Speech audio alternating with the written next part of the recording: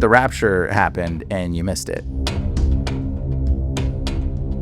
I thought we were going to be taken into the sky. We're going to be floated away into the sky. Jesus saying, no, fool, you're going to be taken unto death. By the way, the word rapture, just so you guys know, it's not a good word. It's rapazo or raptura. It means to be taken away violently by force against one's will, usually unto death. Oh, Lord, I want you to come fast so that way you can take me away. And all these other people can just die and burn and suffer. And I'll get taken to the clouds because I'm so wonderful. This world sucks, Lord. What is wrong with you? What is wrong with you, Christians? What is wrong with you? Seriously, like that is such a satanic, wicked mindset. That's why they call it the rapture of the church, because it's the reaping of your mind. Because you become so satanically aligned when you think, oh, I just need to get out of here and just leave all these people to die, Lord. That is evil.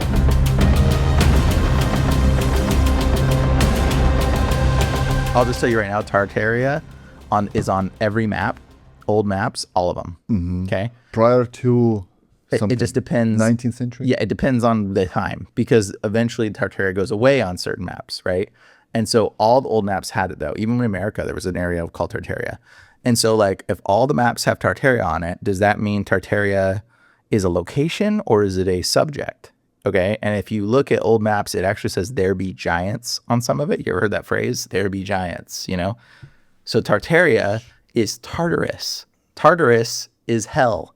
It's Tartaria, Tartarus, hell. And so what happened was anybody that went into a region where they saw Nephilim creatures, they'd line it off and say, that's Tartarus, don't go there.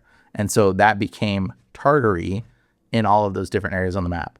And so... so it means hell is on the earth. It means hell is... Not inside. Yes, that's what they were saying. On the surface. Yep. And it was just anywhere you saw giants, wherever there be giants, they would label that area Tartary or Tartaria. And then eventually what happened was after they did that, there was a kingdom that actually formed in one of those regions, and that was called the Tartary Empire or the Tartaria. Okay, so it was Tartarus originally.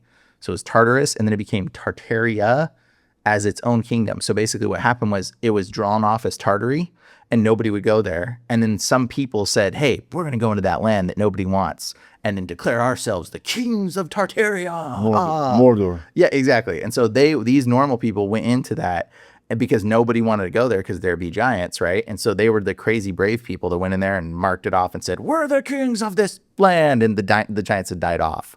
So like they made their own kingdom within that. So there is a kingdom of Tartaria, but it's because because they went into the Tartary areas and declared themselves king of a no man land, essentially, that nobody wanted it to be in. Does that make sense? So like it's really complicated, but a lot of people will argue me on that point, and it's like I can show you exactly what I'm saying. They're like, no, that's the kingdom, and it's like, and it moved to America, and then it moved over there. No, it didn't. It was Tartarus. That's what it meant. It meant hell, and it's because there was Nephilim there. If they saw a man goat, they would be like, okay, turn around. We saw a man goat, draw the line here. And they would be like, we're not going to go in that area, because they saw a animal human hybrid thing. They saw a Nephilim, and they're like, those are there be giants, there be monsters. Like that's what it says on the old maps. This is a topic for another day, for another video, yes. Part 5. So guys, check out Brian's YouTube channel. Link is going to be in the description below. Like, subscribe, comment, and we're going to start today's video with the Revelations has already started, even ended. Yeah, the Revelation already started, potentially ended, but the rapture happened and you missed it. And Jesus has already come back. Yeah, Jesus came back. Guys and gals, it really does not really matter whether you believe that Jesus has already returned or not. What really matters is you believing that Jesus Christ is the Alpha and Omega, the first and the last, the Son of God and the God himself, the Lord of the Lords and the King of the Kings. This is what really matters. I encourage you to watch this episode till the very end and be really open-minded. Guys, my podcast does not have any sponsors. I'm not willing to sell out and advertise you some BS, some NFT, some crypto scam, some betting companies, etc. I'm not doing it. That's why your support really matters to me. Please subscribe to this channel, Share this episode with all your friends, peers, and loved ones. Leave a comment below. And please, here's a QR code. If you would love to support me financially, $2, $5, $10, just buy me a coffee. There's a link in the description below. I created an account on buymeacoffee.com. There you can support me. Your support of my work right now is crucial. I do it all by myself. There is no team. I do the prep, I film, I edit, I do the short clips, I do all the visuals, I do all the descriptions, I do everything on my own. Not because I'm cheap, just simply because I cannot afford any help from a site. So your support is crucial to my work. So if you enjoy my channel, if you enjoy my podcast, please guys, click the link in the description below and support me right now. I thank you from the bottom of my heart. And now let's get back to the podcast. And a lot of people are, that's a really scary thing for a lot of people to realize, but we're not even in your opinion, we're not even in the millennial era, we're post-millennial era. It's a hard to decide where that line is, but maybe we're in the millennia and maybe we're coming to the end of it. But if we're in millennial era, it means Jesus reigns. So Jesus does reign right now. In fact, like I'm a deliverance minister. I cast out demons. I pray for people. The authority that I have is because Jesus is reigning. Like, how am I supposed to cast out demons if he doesn't reign? Okay, so we did an episode with your buddy JT about the Satan's little season. And what we did not do is we did not go with Q&A. So these are the circumstances that must occur prior to Jesus' return. Number one, the gospel must be preached to all nations. This has already happened. Yeah, that happened. Prove me. So, okay, so this is a long question to prove.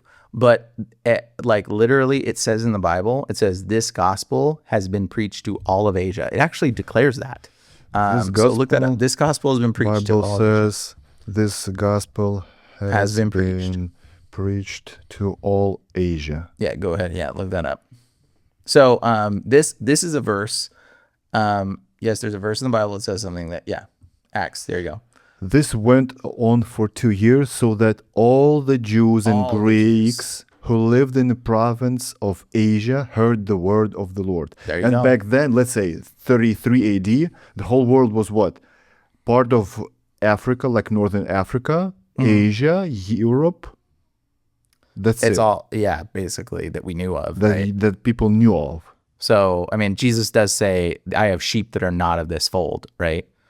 And so you're like, you know what I'm talking about? I'm not of this world, he said. Not of this kingdom is not. Yeah. He has, my kingdom is not here, but there. Well, that's another verse. But what I'm saying is when you regards to people, he says, I have sheep that are not of this fold. And so he was saying that there is other peoples that are God's peoples that aren't even listed in this kingdom, in that space, in that arena, in that area. And so the sheep that are not of this fold, what he was alluding to is like people potentially in America that weren't a part of this. In fact, you know, it's super fascinating. The American, what people called the great oneness, the great God in America when they got here, the Native Americans, the Native Americans of the Choctaws and the Floridians, all both, and some of the other ones as well, referred to the great one God as Jehowah. Okay. And you're like, Yahweh or Yahuwah? And you're like, where'd you get that name from, guy? Like, you know, but like that sounds a whole lot like Yahweh, you know, and it's like, and different native tribes, some of them called him Yahweh or Yahweh, and then some of the other tribes called him Jehowah or Jehowah. And so it's like they have all these different Native American names for the great one God, which is a subnote that's incredibly fascinating. So Yahweh, So this is or something like it. Just say or something like it. And prior to the last question, you're referring to a real quote from Jesus. He said in John 10:16, he said, "I have other sheep that are not of this fold. Yes. I must bring them also, and there shall be one flock and one shepherd." Yep. Um, So Native Americans did not originally call God. No, that's not Yahweh. Try Jehovah, because they'll even though Jehovah's not did they call him Jehowah? And I can say or something like this or something similar to that. Yeah, there you go. And you can say the Floridians. You can say the Floridians. or the Choctaws? Okay, let's go. They're not going to give you the answer. Go, Watch go, this. go, go. So go ahead and type Native in. Americans called their one true God. Yep, one true God, Jehowah, or something. Yehowah. Yehowah. Jehowah, or something similar. There you go. Yeah. So the Cherokee Indians use the term Jehowah to describe their creator. Yeah, there you go. Once again, Mr. Sam Altman, fuck you. They don't want Google, all the love.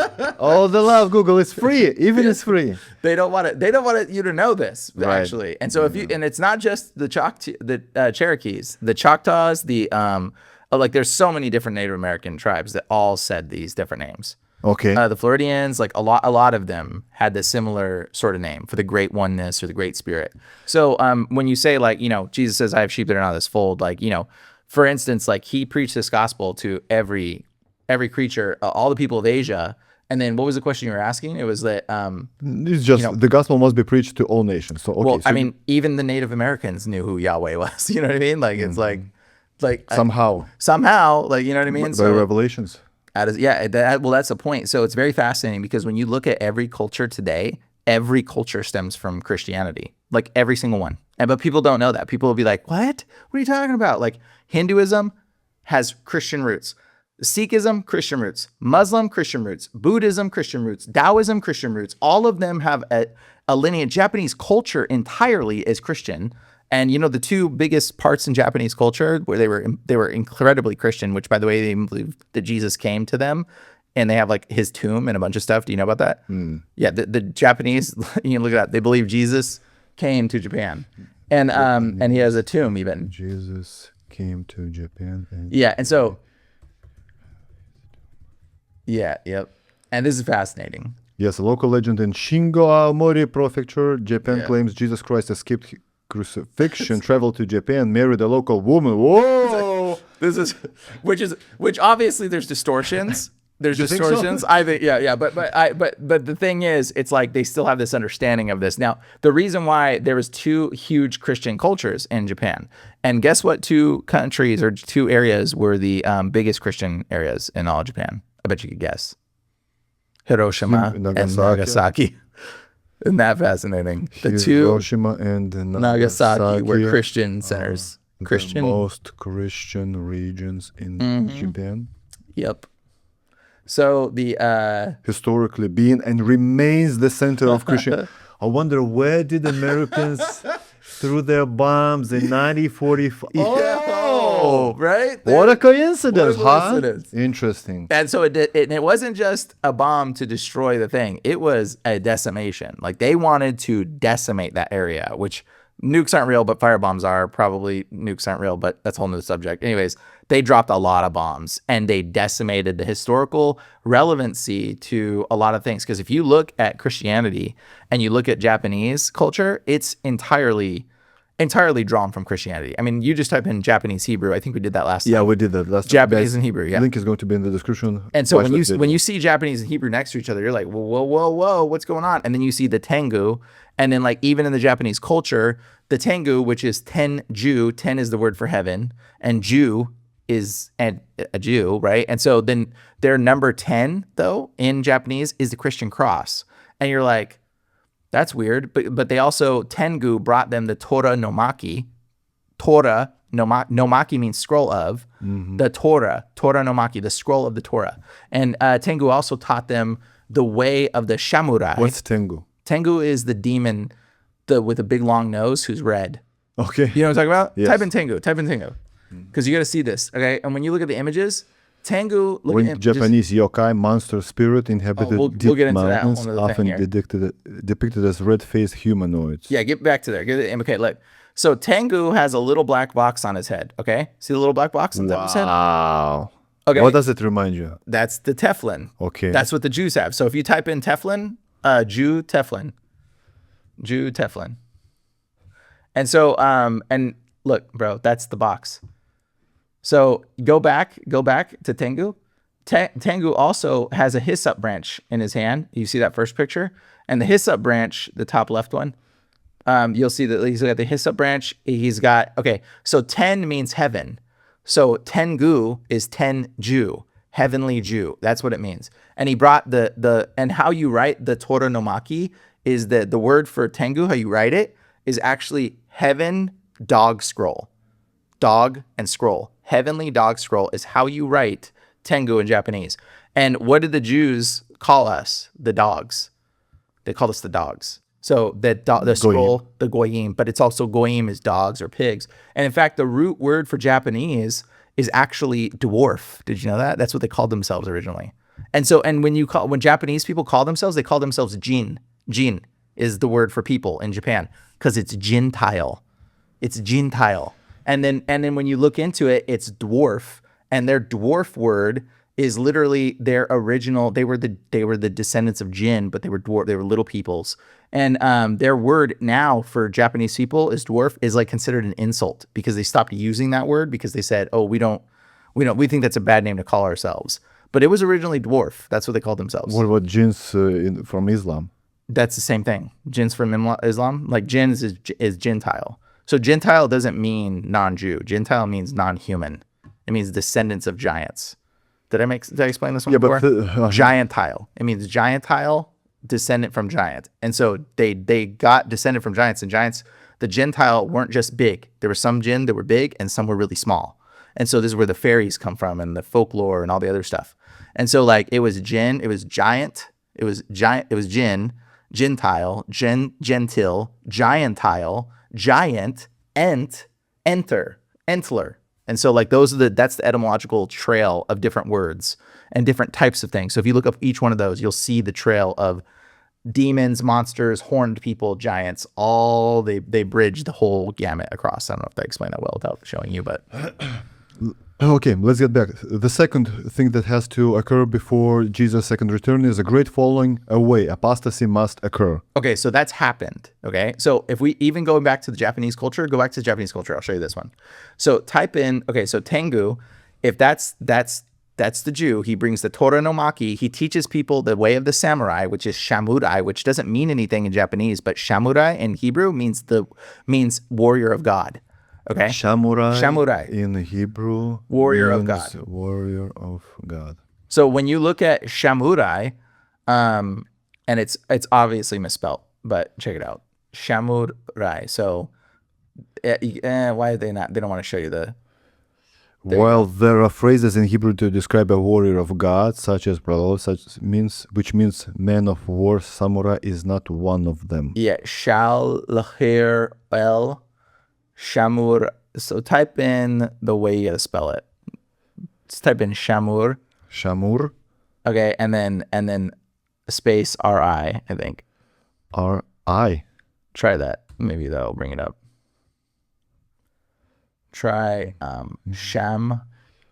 In Hebrew, Shamar means to guard, keep, watch over. There you go. There you go. Shamar, a guard, keeper, or watcher, a proper name of a biblical judge. There you go. So it's Shamur, and then I is like the languages get distorted over time. Mm-hmm. So it's Shamur, which is watch, keep. There you go. So it meant guard, and so it was warrior of God. Okay. But then so the apostasy. So their name, right? And so in Japanese, this is explaining it. Go back. I'm going to go another show another thing. Okay, type in Mikoshi Shrine. Mikoshi Shrine. So look at that image. What does that look like to you? Did I explain this one to you before? This is the Ark of the Covenant. And it's always got, and they've usually got birds on the top of it, right? So like, what they don't know that they're carrying the Ark of the Covenant. They don't even know that. And they shout a chant. So like so like where did they get this gold thing with birds on top concept that they carry on two poles? Okay, like that is the Ark of the Covenant. And then and sometimes they have camels on it and stuff. There's no camels in Japan. Right. Okay, so it's like, why did they draw all the camels on these things? Why do they, like, where does this concept of this thing come from? They always got a bird on top or two birds. But that's originally the angels, but it's just a distortion. So when you say the great apostasy, the great falling away, their culture was entirely Christian. What is it now? There is a falling away. Do you understand? Like their culture was entirely and you look at Japanese and Hebrew, you look at their whole root understanding, they have a story. And this one, it's not going to come up easily in Google because they don't want people to know this one. I already know because I've tried to Google it. But they have a story about two priests. It's a local one. One of my friends that's Japanese told me about this. And he goes, in their culture, they have a story where there's two priests go up a mountain. And then one of the mountains, at the top of the mountain, they don't have a sacrifice. And they get to the top of the mountain, and then they find a goat stuck in the branches at the top of the mountain. And they're like, oh, cool. And then they sacrifice the goat, and they come down the mountain, and everybody's happy. It's the story of Abraham. Do you know the name of the mountain that Abraham went up? Moriah? Guess what it's called in the Japanese lore? Muduraya.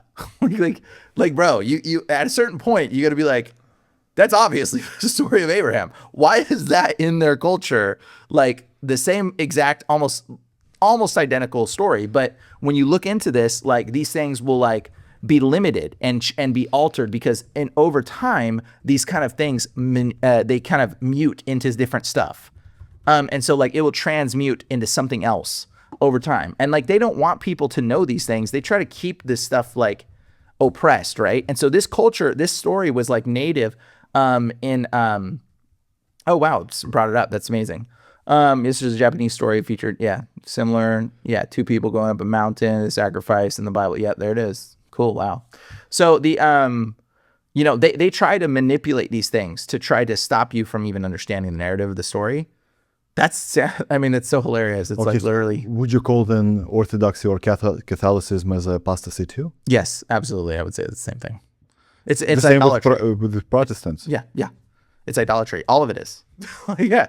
There you go. Like it's all idolatry. It's another form of apostasy from Christianity. And so like all of the Christians, even Islam. Yes. Islam is, again, it was Christian. Why do you think they think Jesus is coming back in the end, bro? It was Christian originally. And in fact, Islam was originally called Saracens. Did I tell you this?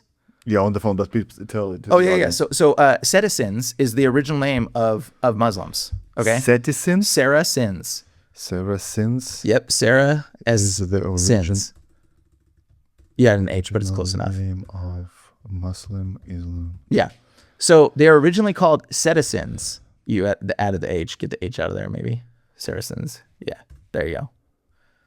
So when you look into it, there you go. Saracens. Spelled differently. See it? But rather a term used by ancient Greeks and Romans to describe Arab tribes. Medieval European Christians later adopted as a blanket, often derogatory. It's derogatory. And so they didn't call themselves that. But if you look in old buildings, it will say Saracens. Even to this day, in certain areas where the Muslim cultures were like beginning, it says Saracens like in the tiles and stuff and everything. It was a derogatory term. They didn't want to be called that. That's what they were referred to as. But why? Because they were Sarah's sins. Sarah sinned by allowing Abraham to have another wife and not believe the promise of God. So not wife, but a kid with another child with another wife. Yeah.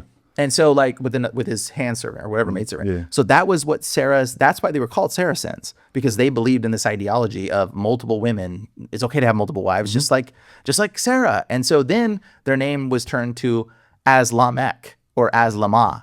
And it wasn't Islamic, it was Aslamek. So their next name, you can look it up if you want, but it's Aslamek. I don't know if he'll bring it up. So Aslamek was the original, another secondary name for them, which Lamech it's not Islamic, it's Aslamek. Lamech is literally, so I don't know if it's going to like bring it up like that. Mm-hmm. Does it bring it up? No. You can ask. It might bring it up. And so Aslamek, does it say it? Mm-mm. Yeah, it does. As Lacom, I don't know. Anyways, whatever. So what it's saying though is like it was they were the people as Lamech. So Lamech was the first man in the Bible to have multiple wives, and he had two wives, and his two wives were Ada and Zillah, which was beauty and shadow. And what do the Muslims do? They cover their wives with their beauty with shadow, with coverings, right? So Lamech was the first one to have two wives, just like Abraham was the promise that went against with two wives. And what is Islam? It's a sex cult.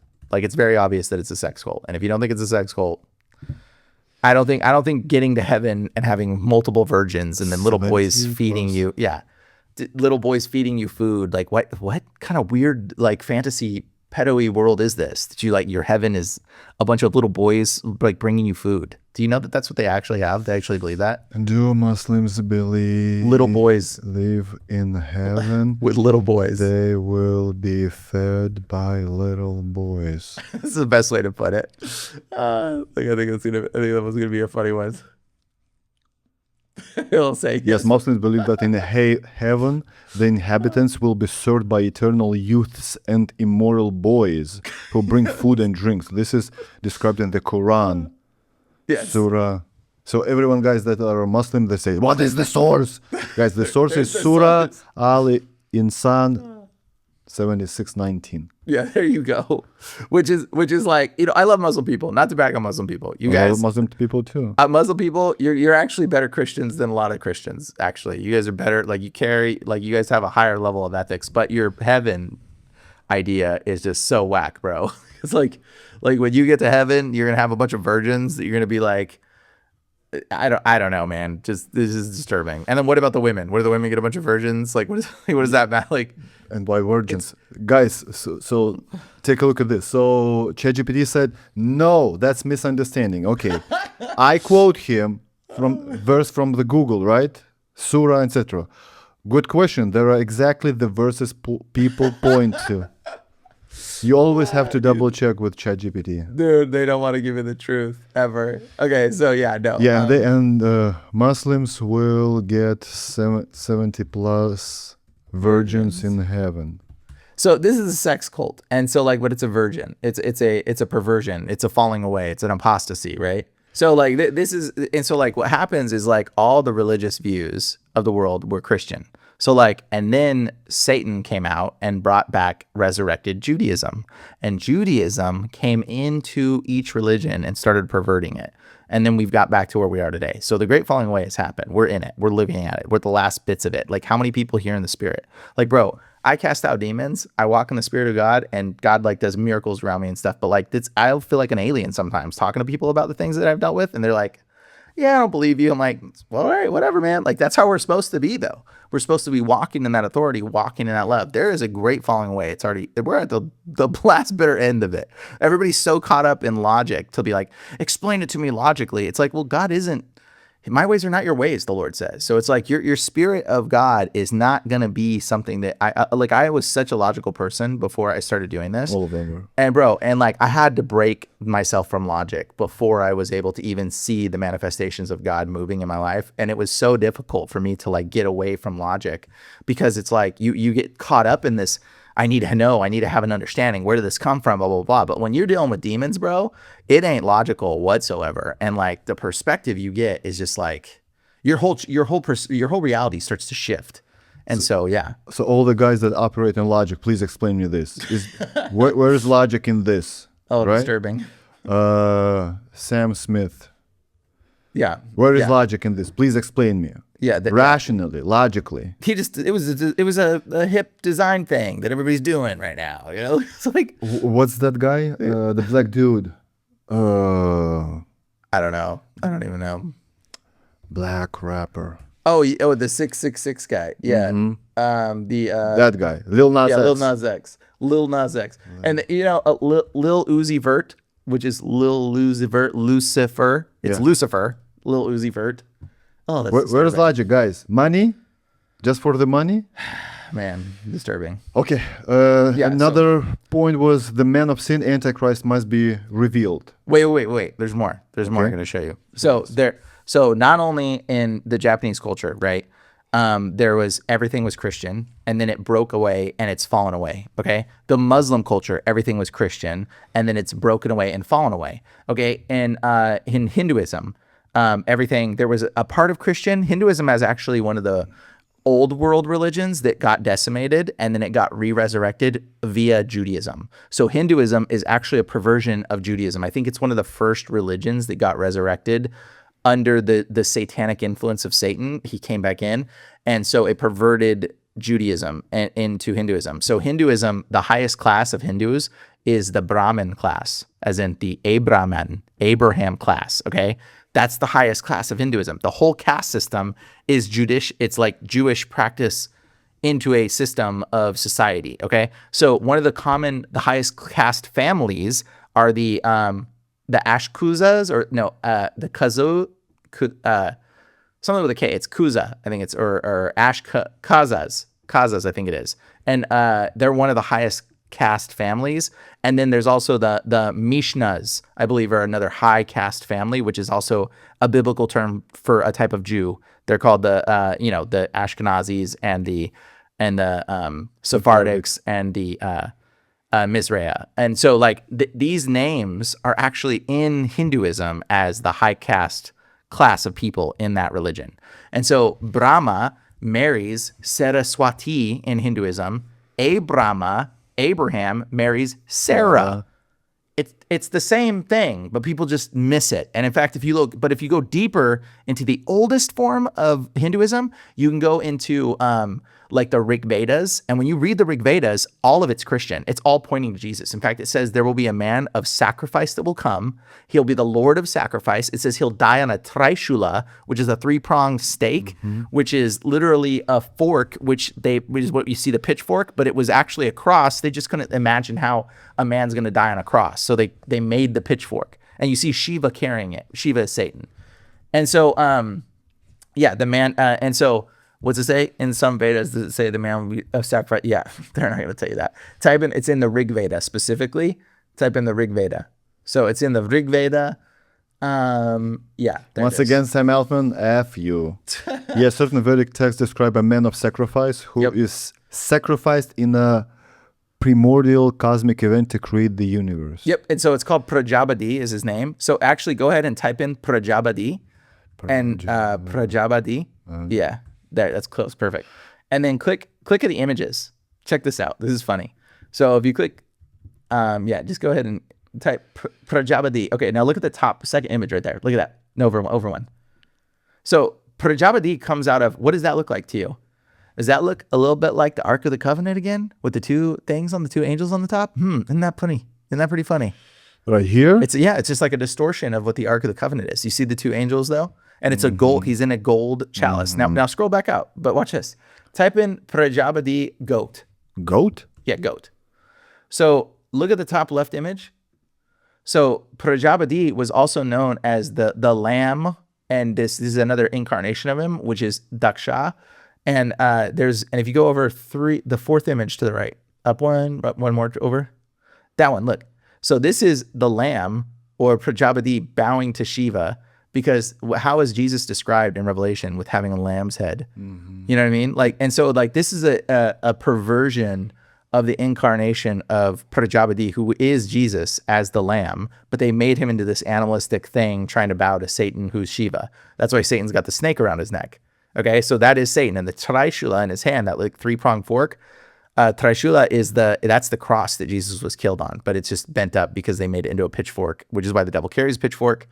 You start to see this, and this is just in Hinduism, right? And so there's so much more I could go on for days, bro. But this is a great falling away that we have today, which is now Hinduism is gone back. It was originally Nephilim worship, and then but it prophesied about Jesus' coming. Jesus came, and then they dismantled it, and then Hinduism came back into it, created the caste system, and resurrected the old gods and resurrected Shiva as the highest god, who actually kills Brahma by he chops off one of Brahma's heads. So Brahma has 3 heads, which, by the way, type in Brahma. Check this out. So if you type in Brahma, and so Brahma has 4 heads, but a lot of times you'll see him in depiction only 3. Okay, but that's because he's Abrahma, the father of Abraham, Isaac, and Jacob. That's Abraham, Isaac, and Jacob.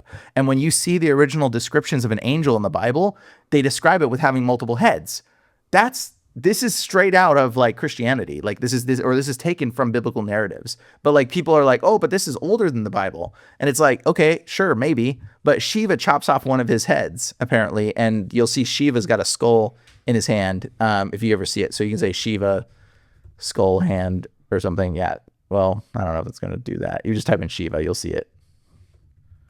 And so in Shiva's, Mortal Kombat. Shiva God. I don't know. Yeah, there you go. There it is. So you'll see some of them. You'll see Shiva has like a skull in some of the depictions. So that's the story. That skull is one of Brahma's heads because he gets mad at Brahma for marrying his father's. So Brahma marries his daughter in the story. Okay, Brahma marries his father's daughter. It's incestuous. Either way, right? It's like seemingly like that. It's the same story. So Shiva says, "Oh, you're incestuous," and he chops off one of his heads, and like, "You're not worthy of being the creator god that you are. I'm going to be the creator god," which is obviously Satan. So Satan like denounces, but the God is obviously not Brahma. Brahma is a deification of Abraham. And so if you deify some man who's perverted and who knows what, like you're going to get all kinds of weird distortions. You know what I mean? And so this was, again, it was a Christian understanding, but it was Christian rooted, Nephilim origin. So all the gods in Hinduism are all Nephilim. They're all fallen angels that were giants. They had multiple limbs. They had animal human heads like Ganesh and all this stuff. They're all mixed creature hybrid giant things with multiple limbs. And this is why in India, they actually worship people with distortions and deformities, because deformities, what was happening was the Nephilim were trying to keep their lineage alive, and they were inbreeding. And so when you inbreed with your brother and sister, you get polydactylism, or you get like deforming things of doubling. So all the reason why the Shiva and all them have multiple arms and stuff, it was a deformity from inbreeding. It was a defect of inbreeding. So that's why all the Hindu gods have multiple limbs, because they were giants, and they're giants also, because they're a Nephilim, and they were trying to keep their lineage alive. And so it ended up creating, like, it's a splitting of your cells when they're duplicating. When your brother and sister, it doesn't know that it already made the parts, and it'll just like blip, and it'll split like this. So you get like 2 rows of teeth from inbreeding, you get Siamese twins from inbreeding, you get all these weird sort of anomalous features. Illness. Yeah, and so we deem it like sickness, but it's a thing of inbreeding. But even that same rhetoric was reiterated in like basically all of the cultures. So even in Peru, where the giants that built Machu Picchu, they were all deformed giants that were homosexual and eating flesh and drinking blood. And it was like, why were they deformed? Well, they were deformed from inbreeding, and it started to create a deformity into them. So a lot of the giants became deformed. And so that's Hinduism's roots, right? So originally it prophesies Jesus, but yet it's worship of all these false gods that are Nephilim-esque. It gets wiped out, and then it gets restored, and then Hinduism, and then it gets restored, and then Hinduism becomes sort of mixed with Judaism, and it becomes this monstrous thing that it is now. And then the Sikhism actually comes away from that, and Sikhism is the pure Christianity that comes out of Hinduism, and then Sikhism actually becomes what it is today, which again is a falling away of the truth. But Sikhism is actually probably one of the closest things to sort of the truth in a lot of ways. In fact, Sikhs actually are mostly Christian. People don't realize that, but Sikhs are the people that wear the things on their head, which, what does it say in Revelation? It says, "You will be kings and priests." And so do you know why they wear the turban on their head? Because they call themselves kings and priests. And when they wear the turban on their head, they all carry a sword. They have to have a sword on them. But that sword line comes from Jesus saying, sell your cloak and carry a sword. And it's like, and then not only that, but they don't cut their hair after they get baptized. What? Like, why do they even have baptism in their religion? Okay. So like after they get baptized, they don't cut their hair. And the thing is, the Sikhs, when they get baptized, they're, that's why they start wearing the turban like that, because they're taking the Nazaritic vow, because that's what Jesus was from Nazareth, and the Nazaritic vow, you don't cut your hair. And so that is literally from the biblical narrative. And so they've integrated it into it. And in Sikhism, in that region, what they call Christians, they call them Nazarenes. They call us Nazarenes because we're from Nazareth. We're the ones from Nazareth. And so even in their language, their words in their language, Nazar means vision. It means to see.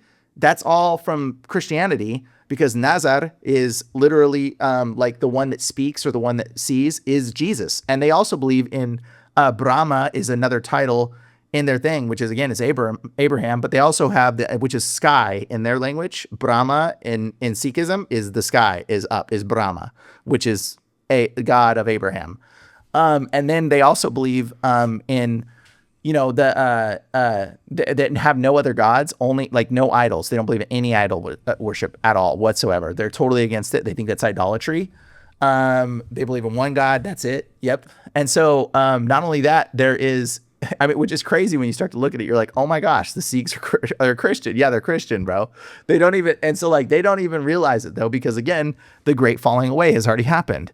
And so it's like, when you start to see these things, you're like, oh my gosh, that's Christian, but it's a perversion. It's fallen away. You're like, that's Christian, but it's close, but it's fallen away. And so like, you start to see these patterns. There's so much in Sikhism. They even have prophetic dreams. It's a thing that's totally like straight from the Bible. There is like stuff about their understanding in Sikhism that's just like, it'll blow you away. Like when you start looking into it, you're like, this is all like Christian.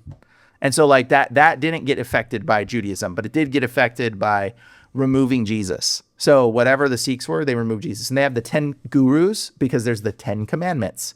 And then the 10 gurus, and then one of their gurus is Krishna, which is who made the blind eye see and the mute mouth speak or whatever. And it's like, that's Hare Krishna is in Hinduism also, but who's Prajapati, who's also Jesus. But Krishna is, again, that's Christ. And they're telling you that this is Christ in the same instance. And so like this connection that you see here in Sikhism, again, has fallen away, and they lost the Jesus aspect, but they kept all the principles and understanding because the great falling away has happened.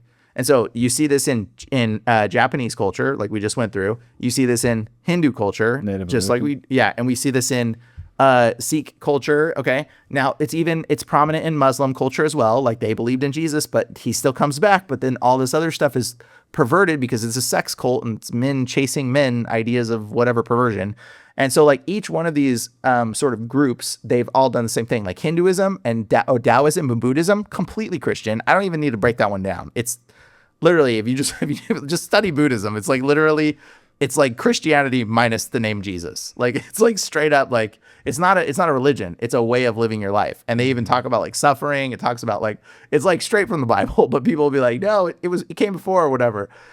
It's relevant. It's irrelevant because like when you see it, you realize this is Christian. Like it's obviously a Christian behavior and understanding. They just basically took the Jesus out of it. And so the great falling away has happened in every religious perspective.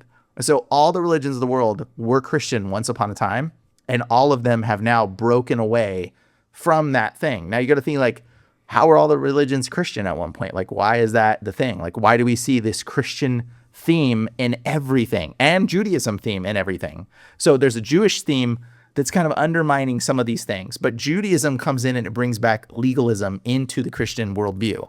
And the biggest one where Judaism came into was in the 1800s. So in the 1800s, what happened was all the Christians that were still Christian, there was Catholicism came in, and it was idolatry and worship of man and logic and knowledge and whatever. And the Catholicism got branched out, and that took out a bunch of Christians. And then when they got to the 1800s, there were still a few Christians left. And then they just like, Judaism came in and said, Israel became a nation, destroy. And literally that was like, they started trying to become, or like trying to make Israel into another nation again. And about the 1800s, they started working towards this. And it wasn't until obviously 1948, but that was when the ideas started populating into the society. And then the moment that happened, all of the Christian leftover remnants started splitting into separate cults. And so what happens, when was Mormonism founded? In 1870 something. Yeah, 1860 or something. When was Seventh-day Adventist founded? 1890, I think, maybe, or in 1830, I forget. And when was Jehovah's Witness founded? 1820 or something. And when was like there's so many different Christian little cultish kind of things, the Church of Christ or something, that all branched and were created in the 1800s, and they were all based off of Zionism. So what Christian? Yeah, I would say branches were formed in the 1800s. That's great. And so there was like 5 main ones. And then Mormons, Seventh-day Adventists, yep, Jehovah Witnesses, Christian Science, yep, Plymouth Brethren. And then there was Salvation Army, I think, was even in there, but okay. So that's why it happened. So the Great Falling Away was the final kick to Christianity, was when all the other branches created of Christianity. And then Zionism found, and then the Protestant faith, and then the evangelical nonsense, and all these people that are Zionist Christians. That's the last little picking them off kind of thing right now. is literally just like removing every little real genuine Christian into believing this narrative of Judaism, really. And if you type in, you know what you should look up? Was the founder of Jehovah's Witness a Zionist supporter? A Zionist, yeah. Now, get this. This is really interesting. Yes, Charles Taze Russell, the founder of the Bible student movement, which later became Jehovah's Witnesses, was an early proponent of Christian Zionism. He advocated for the return of Jewish people to Palestine, believing it was a fulfillment of biblical prophecy, even speaking to Jewish audiences about establishing a nation home in Eretz Israel before Theodor Herzl. Isn't that funny? Isn't that funny? Now, if you look at the, type in Jehovah's Witness pyramid, secret pyramid, or Jehovah's Witness. Yeah, try that. Secret pyramid. Try that one. Let's see. Look at the images. Let's look at the images. Okay, so that's his tomb. That's the dude's, go over one to that right there, over that right there. That's the dude's tomb, okay? So look over to the third image. Okay. No, over one more. That one. Okay, there's a better clip of his actual tomb where the dude was buried. Okay, that eyeball looking thing, that's the headquarters in Denmark. That's literally Jehovah's Witness Denmark. Okay, and so this is even funnier, actually, Jehovah's Witness. So look at that. It's clearly, that's the eye of, like, that is literally the satanic eye at the top of the pyramid, which yes, represents the pyramid. For those that don't know, that's the Tower of Babel. Just so you guys know, the pyramid is the Tower of Babel. The unfinished pyramid on your dollar bill where the top doesn't come down, that's the unfinished. See the dollar bill right there? You can see that one where it shows all three of those things. So that unfinished part on the Tower of Babel, that's the incomplete form right there. The incomplete form of the Tower of Babel. And so the eye coming down is the finishing point for the Tower of Babel. So Jehovah's Witness is that. See how the top of that top stone on that grave, it actually comes down as well. And if you actually look in Jehovah's Witness, there's the secret diagram. Look down one. What does it say? No, not that one. Not that one. That one somebody made an AI. The one below it. The one right below it. That black. There you go. That.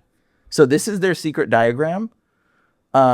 Maybe scroll down and see if you can be a higher res picture of one. There you go. And so this is their age of the gospel, and they believe in these different time things that are totally like perversions of Christianity. It's a cult. It's just this perverse cult to try to confuse people on the timelines and what has happened. And it's done a really great job. It's perverted a lot of people and deceived a whole lot of people. But that's the capstone of the illuminated light cap. That's Satan's eye, by the way, for those that don't know. That eye in the middle of that's Satan's eye. He was a cherub, okay? And the cherubs are covered in eyes. And that eye is the eye of Lucifer inside of that top capstone. And wherever you see a pyramid, that means human sacrifice. That means they were killing people, which is why there's pyramids all over the earth, because after they built that first pyramid and God separated them, they continued to build their pyramids. And that's why you see pyramids all over the earth. They were continuing to build. And then wherever you see pyramids, they were practicing human sacrifice. Yes, even the Egyptian ones, they're going to lie to you and say, no, they didn't do that at the Egyptians, a pyramid. Bull lies, straight up lies. Okay, like look into it, and when you see that there is the same blood pools that are in front of the Aztec pyramids, where we know they were sacrificing humans, they exist in front of the Egyptian pyramids, the same blood pools. So you're like, okay, that's probably for the same purpose, which was killing people and sacrificing them to get sacred knowledge. They're doing this for knowledge and understanding. But check this one out. Go to Google, type in, what does Jehowah mean in Hebrew? This is hilarious. I think this is kind of funny because this is a sign. Like click all. Just click all. Okay, Jehowah in Hebrew means what? Ruin, yes, disaster, or mischief. Isn't that fascinating? So what does Jah mean? You know what Jah means, right? It means God. Yeah. Yeah. So Jehowah means what? God of ruin, disaster, or mischief. Exactly, it does. So Jehowah Witness means what? Witness God's destruction, witness God's mischief, witness God's ruin. That's Jehowah Witness, bro. I'm not even joking. And here's the thing. People are like, Jehowah, it was a Latinization of the term of Yahweh. Do you know where they got Jehowah supposedly? From? They went to a bunch of Hebrew Jews and they said, hey, what's that name? Yahweh, what's that name in your text? How do you pronounce it? And their rabbis went, oh, the name that we don't pronounce or don't ever say because it's so holy. Tetragrammaton. Yeah, the Tetragrammaton. Yeah, that name? That one? Okay. Oh yeah, it's pronounced Jehowah. Yeah, Jehowah. And the idiot Christians are like, oh, the secret name of God. And they took that name, and the freaking Jews are mocking you. They think it's hilarious that you say Jehovah Witness. They think it's hilarious that you say Jehovah Nisi, which means God destroys peace, or Jehovah Shalom, God destroys peace. They think this is funny. The Jews think it's hilarious because they know what Jehovah means. You don't. Because it is hilarious. Yeah, it is kind of funny, actually, to some degree. Translate it from the original language. Yeah, just you got to know what it means. And you realize Jehovah means God of ruin or disaster. Jehovah Witness is witness God's ruin. So, the thing is, they're telling you this stuff right to your face. But, Judaism comes in and it perverts all of the things around. And so Judaism came in and did this to Christianity in multiple different ways, brought in Zionism, started getting people to believe in Zionism, believe that Zion is that Israel needs to turn in their land, and the Rothschilds are good people somehow, or whatever. Again, that's just a total perversion.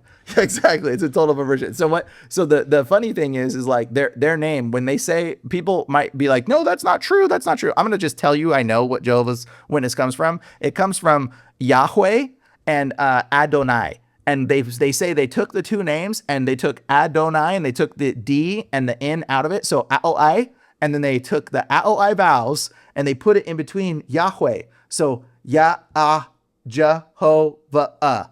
And so they added Adonai with Yahweh, supposedly, in a Latinized version. And this is how we got the name Jehovah. Does that make any sense to you? I mean, I just sound so, when you realize where they claim that it came from, is comical. But it's if I was to tell you, oh, what's the name of God in this language? Oh, well, it's going to be a different name in this language. That's not how that works. If your name's John in this language, it's John in that language. It's just it's not oh, well, it's Yahweh in this language and it's Jehovah in this one. No, fool, you're being played. You're being lied to. Okay, but we call Jesus not Yahweh. Well, that's another distortion thing. They wanted to distort the name. Excuse me. Yeah. Yeah, I know what you mean. Yeah, Yeshua. And so they want to distort the name again because it's Jesus and Jesus and Jesus and Jesus and Jesus and all these different things. It's all just another distortion to try to get you away from the truth. Okay. Okay, let's go back to the circumstances. Number 3. That was the great falling away. And so when you see that, we'll say, because now we've mentioned the great falling away was Jesus came, whole world became Christian, great falling away. All of this is happened anyways. Okay, who was the man of sin, the Antichrist? Oh man, that's okay. So it's very obvious, I think, in my opinion, the man of sin, he went. And so when you start to look into this, a lot of these things were distorted and the narrative was distorted of what was going on. But I will tell you this, actually, let's bring up one verse. So a lot of people want to say that, bring up Luke, 20, is it 27? Just type in Luke, where, Lord, will they be taken? Okay, so Luke, it says verse 17:34. Yeah, there it is. Okay, so go to the Bible. Type in Luke 17:34.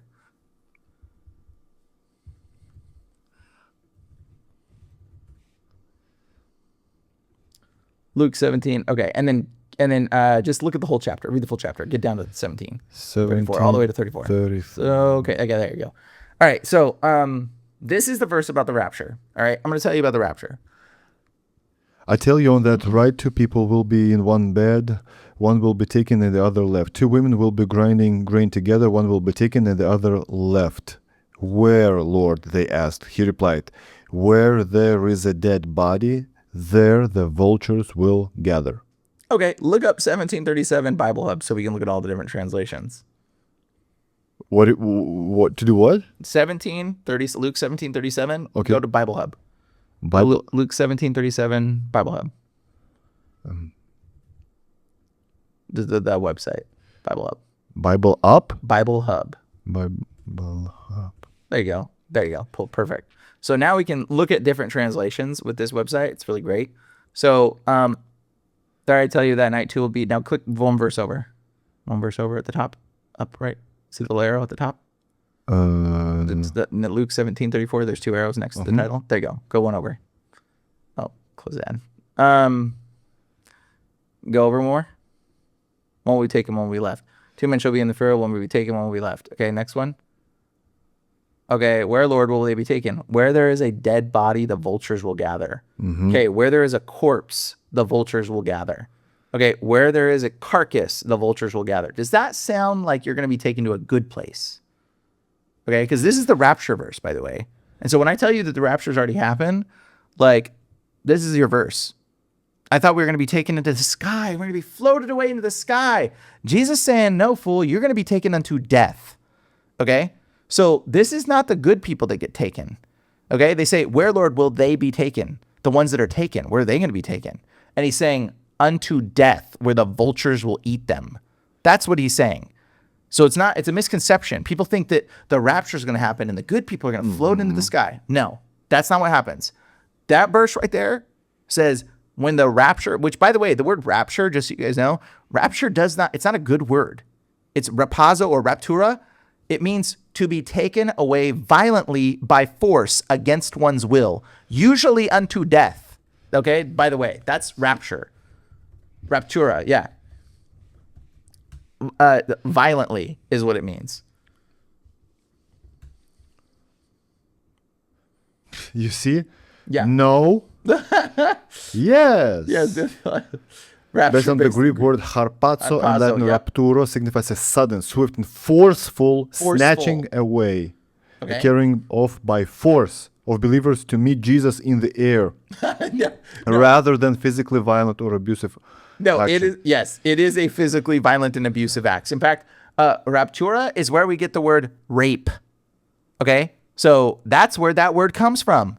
So it is the raping of the church. When you hear the rapture of the church, it means to be raped.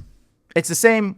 It's the same satanic agenda. Like, you got to think about it. The rapture of the church. It is the raping of the church. It's very clear. Because your mindset of that idea alone is so satanic. Like, oh, Lord, I want you to come fast so that way you can take me away. And all these other people could just die and burn and suffer. And I'll get taken to the clouds because I'm so wonderful. This world sucks, Lord. What is wrong with you? What is wrong with you, Christians? What is wrong with you? Seriously, like, that is such a satanic, wicked mindset. That's why they call it the rapture of the church, because it's the raping of your mind. Because you become so satanically aligned when you think, oh, I just need to get out of here and just leave all these people to die, Lord. That is evil. That is evil. That is straight evil. And if you don't think that's evil, there's deeply something wrong with you. Okay? For your mindset to think, I just need to be taken away, bro, that's why the world has gotten so evil, because of this stupid raping of the church that's happened, the stupid crapture that has happened. It's literally brought about so much wickedness into our reality because the Christians don't do anything about the stuff that is bad. They go, oh, well, the Bible says it's got to get real bad. I guess I don't need to say anything or do anything. You know what the people say? People say bad things happen when good men do nothing. Good men do nothing. All you good Christians, you do nothing. And guess what? The world has gotten to where it's at now. Because why? And ever since 1948, when you all realized, oh, that means rapture's got to happen. It hasn't happened. Revelation hasn't happened because Israel became a nation again. And what has happened to our society since 1948? Boom, like, just collapsed, like, just started going down a hill, like, real fast. So like that Judaism coming back into the world has destroyed the Christian perspective of loving your neighbor, being good to people, helping one another. And our society is just riddled with fear and disgust and wickedness because we think, oh, well, the world's got to get bad somehow so Jesus can come back. No, fool, Jesus already came back. We have evidence of Jesus coming back. Look at Pompeii. That was the moment Jesus came back. In 1979 about Pompeii, that's the first recorded volcano we've ever seen. You just look at Pompeii images. See those people? Bro, they're frozen in time, bro. They're frozen sitting up. They're sitting up, dude. I've been there. Yeah, dude. Well, dude, they're sitting up. You've seen them then. They're not just laying down, bro. Like, look at the ones where they're sitting and they're like standing almost. Like, look at that guy. You think people die like that? Come on, bro. His head is still up. That wasn't just sitting there and died frozen like that. Okay, this is a supernatural event that happened. By the way, this is the first recorded volcano that ever happened in history. We have no other recorded volcano. This is the first one. Happens 70 years after they killed Jesus. About 70 years. And bodies did not burn. 40 years. And bodies did not burn. They just... People fell over dead. Because of what? Because of gas?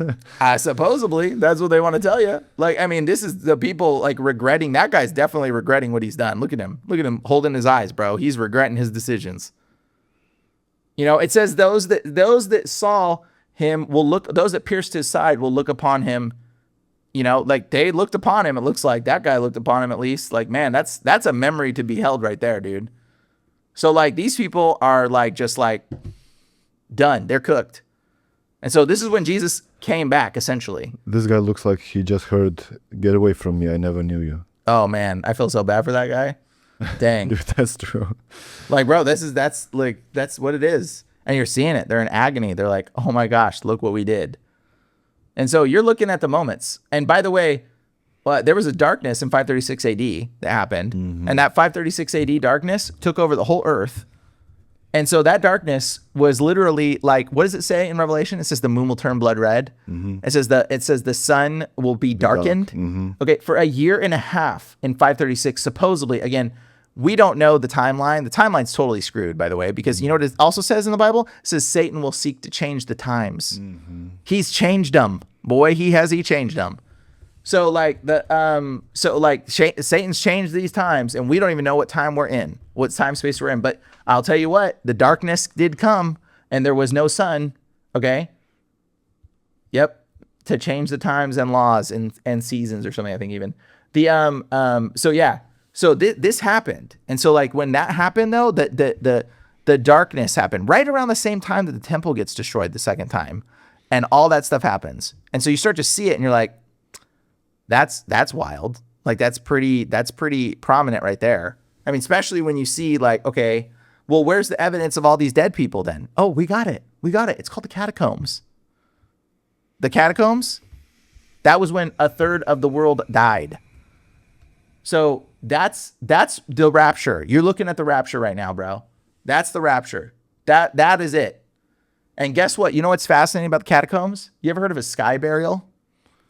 Google sky burial.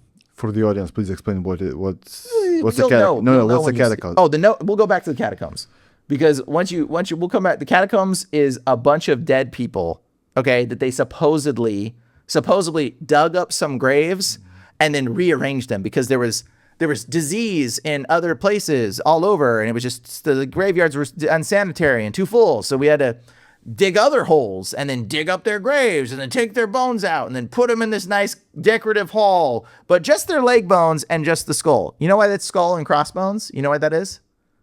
Type in sky burial. Type in sky burial. Sky burial. I'm going to show you something. So this is a sky burial. I don't know if this can even be on Google, but that's a sky burial. Isn't that funny? Isn't that funny they call it a sky burial? It's when you leave the body out for the vultures to eat your bones. Just like Jesus said, oh God, where will they be taken? Where there is a dead body, there's going to be vultures will gather. You know what bones the vultures can't fit down their gizzard? Because vultures dissolve bones. Did you know that? Do you know what bones they can't fit down their gizzard? Skulls and leg bones. Too big to fit in their mouth. So they can't dissolve. So what it's left after the vultures eat your bones is your skull and your leg bones. So now let's go back to the Catacombs. What is the Catacombs full of? Skulls and leg bones. That's it, bro. Because why? Because the vultures ate their freaking bones. That's why it's that way. It's skulls and leg bones. And like, dude, the skull and crossbones, you ever seen that symbol? Skull and bones. That's all that's left is the skull and the leg bones after rapture, after revelation, after the destruction of death. After the sky burial, after the vultures eat your bones, the only things that are left are those three bones, skull and leg bone. They eat all the rest. They can dissolve it. It's protein to them. There is going to be two men. One is going to be taken away. Where, Lord? Where their dead body lies. Where their body is, the vultures will gather. Why would, if two men, one is being taken away to a good place, why then mentioning dead bodies and vultures? Guys, comment below. Your opinion, comment below. Yeah, people are going to be like, what? So, no, that's literally, this is what's happening. And by the way, there's 9 of these catacombs that we know of in the world, and there's others. And there's ones in old books that I know that I read that have been destroyed and forgotten about. Okay, so there's multiple catacombs, and there's catacombs in different areas and different locations that have different effects, the different drawings, different organizations, but they're all mass graves. They're all mass graves. And so like there's all over the world, and there's some that haven't been classified. There's some that were dug up and destroyed. There's some that were buried. There's some that were, repurposed and they just crushed the bones or whatever. I mean, we went through a whole phase where we were eating the bones of people. You know that, the mummy eating phase humanity went through, where they just started eating everybody's bones. Why? Yeah, for us. Why? Because they thought they had magic in their bones. They thought they could grind them up and turn them into a powder, and then the mummy phase, and they were eating the bones because they had Nephilim blood in them, really. And they were like hoping to get high off the Nephilim blood, probably, is my theory. But I don't know, really. It's like Orthodox. They do believe that the corpse of a saint has magical power. Yeah, and bro, it's so disturbing. So disturbing. So disturbing. Okay, so who was the Antichrist? Okay, so, well, when you understand that, like, this understanding of who the Antichrist is, in I think it's the 1911 Bible, the Geneva Bible or something, they actually say that the Antichrist is the Pope. It actually says that. I think it's 1811? 1811? I don't know if they're going to tell you this one, bro. Version that says the Antichrist is the Pope. Antichrist is. There is, but I don't know if they're going to tell you that. Oh yeah, there definitely is.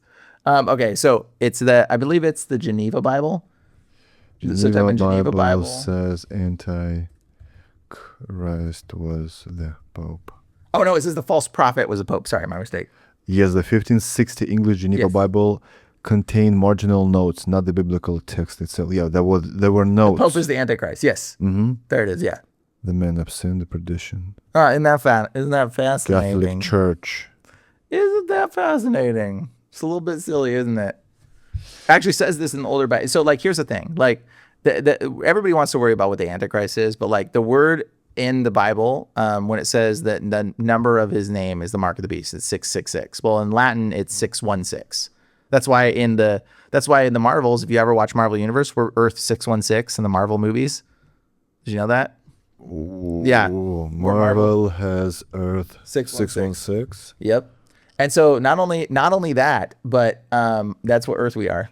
Earth 616. Out of all the numbers, right? Yeah. What are the odds of choosing? So, well, they asked the dude, one of the writers, why did you make it 616? And he said, maybe it has something to do. They said, does that have to do with the mark of the beast or something? He said, I don't know, maybe. And he was like, dude's Jewish, by the way, side note. And so, yeah, he knows. I'm pretty sure he was like a Jewish dude, I think. And so he knows that the 616 has to do with, basically the older version in Latin of the mark of the beast. And so like, but people don't understand like the mark of the beast, so like that's just literally, we're Earth 616 because it is Latin. Nero Caesar's name spells out in gematria 616, and in Greek it's 666. So it can't be anything other than gematria. It has to be Nero Caesar in Latin and because like, let's say your name, I translate it and it becomes 642 in Latin. And if I do it in Greek, it'll become like 689. Let's say my name in Latin becomes 642 also, but in Greek, it would become like 742. Like it would be a different number. So the fact that Latin and Greek, it becomes 616 and 666 kind of makes us realize that there's only one name it could be, which is Nero Caesar. And so Nero Caesar, and you got to think like he wrote that in a jail cell when he was writing this. And what are they saying? No? Yes, it is. No, it says yes. Oh, okay. So what it is, when they're writing this in a jail cell, he's writing it on purpose so that way they don't change the letter when it goes out because he's trying to warn John the people. Writing the Revelations. Yeah, when he's writing it, he just doesn't want to say the ruler and to get in trouble, so he's writing it in code so that way he's like, the number of the name is this. Here's the thing. People are like, oh, what about the market? Oh, the mark of the beast, the mark of the beast. Bro, it's called the market. Where do you buy and sell things at? The market. Wonder why they called it the market. Because they were marking people to buy and sell already. That was already a thing. And so like, and you can type in, and this is like hidden stuff. This is like, they try to like destroy this history, but just Google, was Nero marking people? Yeah. Yes. Yes. Historically associated with marking Christians as scapegoats to blame for the Great Fire of Rome. Yeah, there you go. Right after to blame them. Once again, Mr. Sam Altman. Short answer, no, yep.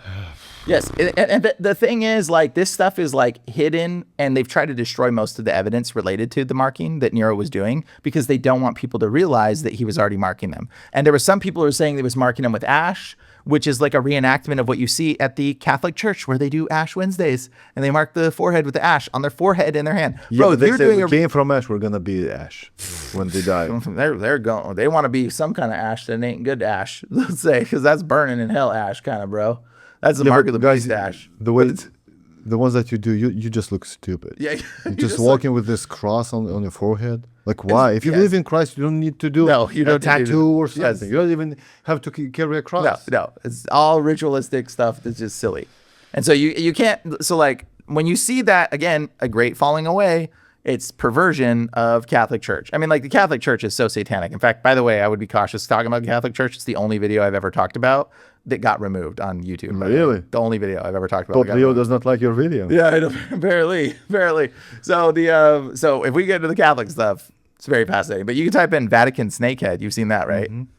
Have you mentioned that on your show ever? Vatican snakehead? I want to say, yeah. Yeah, and so like that's the mouth of the Pope preaches in the mouth of that snake with teeth and the tongue, and then that weird sculpture sitting inside of the mouth of that snake, which is Jesus burning in hell. Jesus. Yeah, Jesus burning in hell, but supposedly it's Jesus rising from hell. Mm-hmm. You know, that's what they say. Yeah, and look at the Pope, the one below where the Pope is chilling in front of that wicked sculpture right there on the right hand side.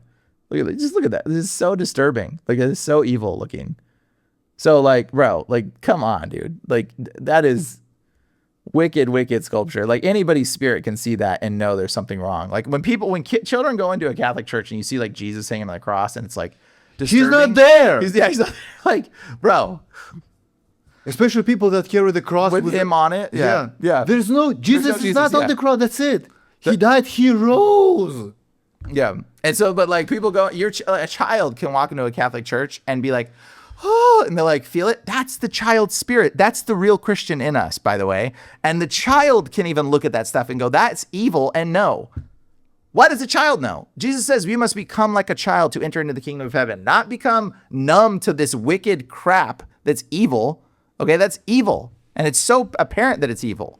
Like that's the spirit of the Lord that's not in tune with God at all. And again, the great falling away, Catholicism, totally a branch. Now, it doesn't mean you can't be in any one of these religions and still know God and still be in some within communion. The institution. Yeah, exactly. It's the institution, right? So it doesn't mean the people are evil, but the practices are rooted from something wicked, guys. And you need to wake up your spirit, like really importantly, wake up your spirit right now and pay attention to the things you're looking at, the things you're listening to, the things you're consuming, the things you're told to do.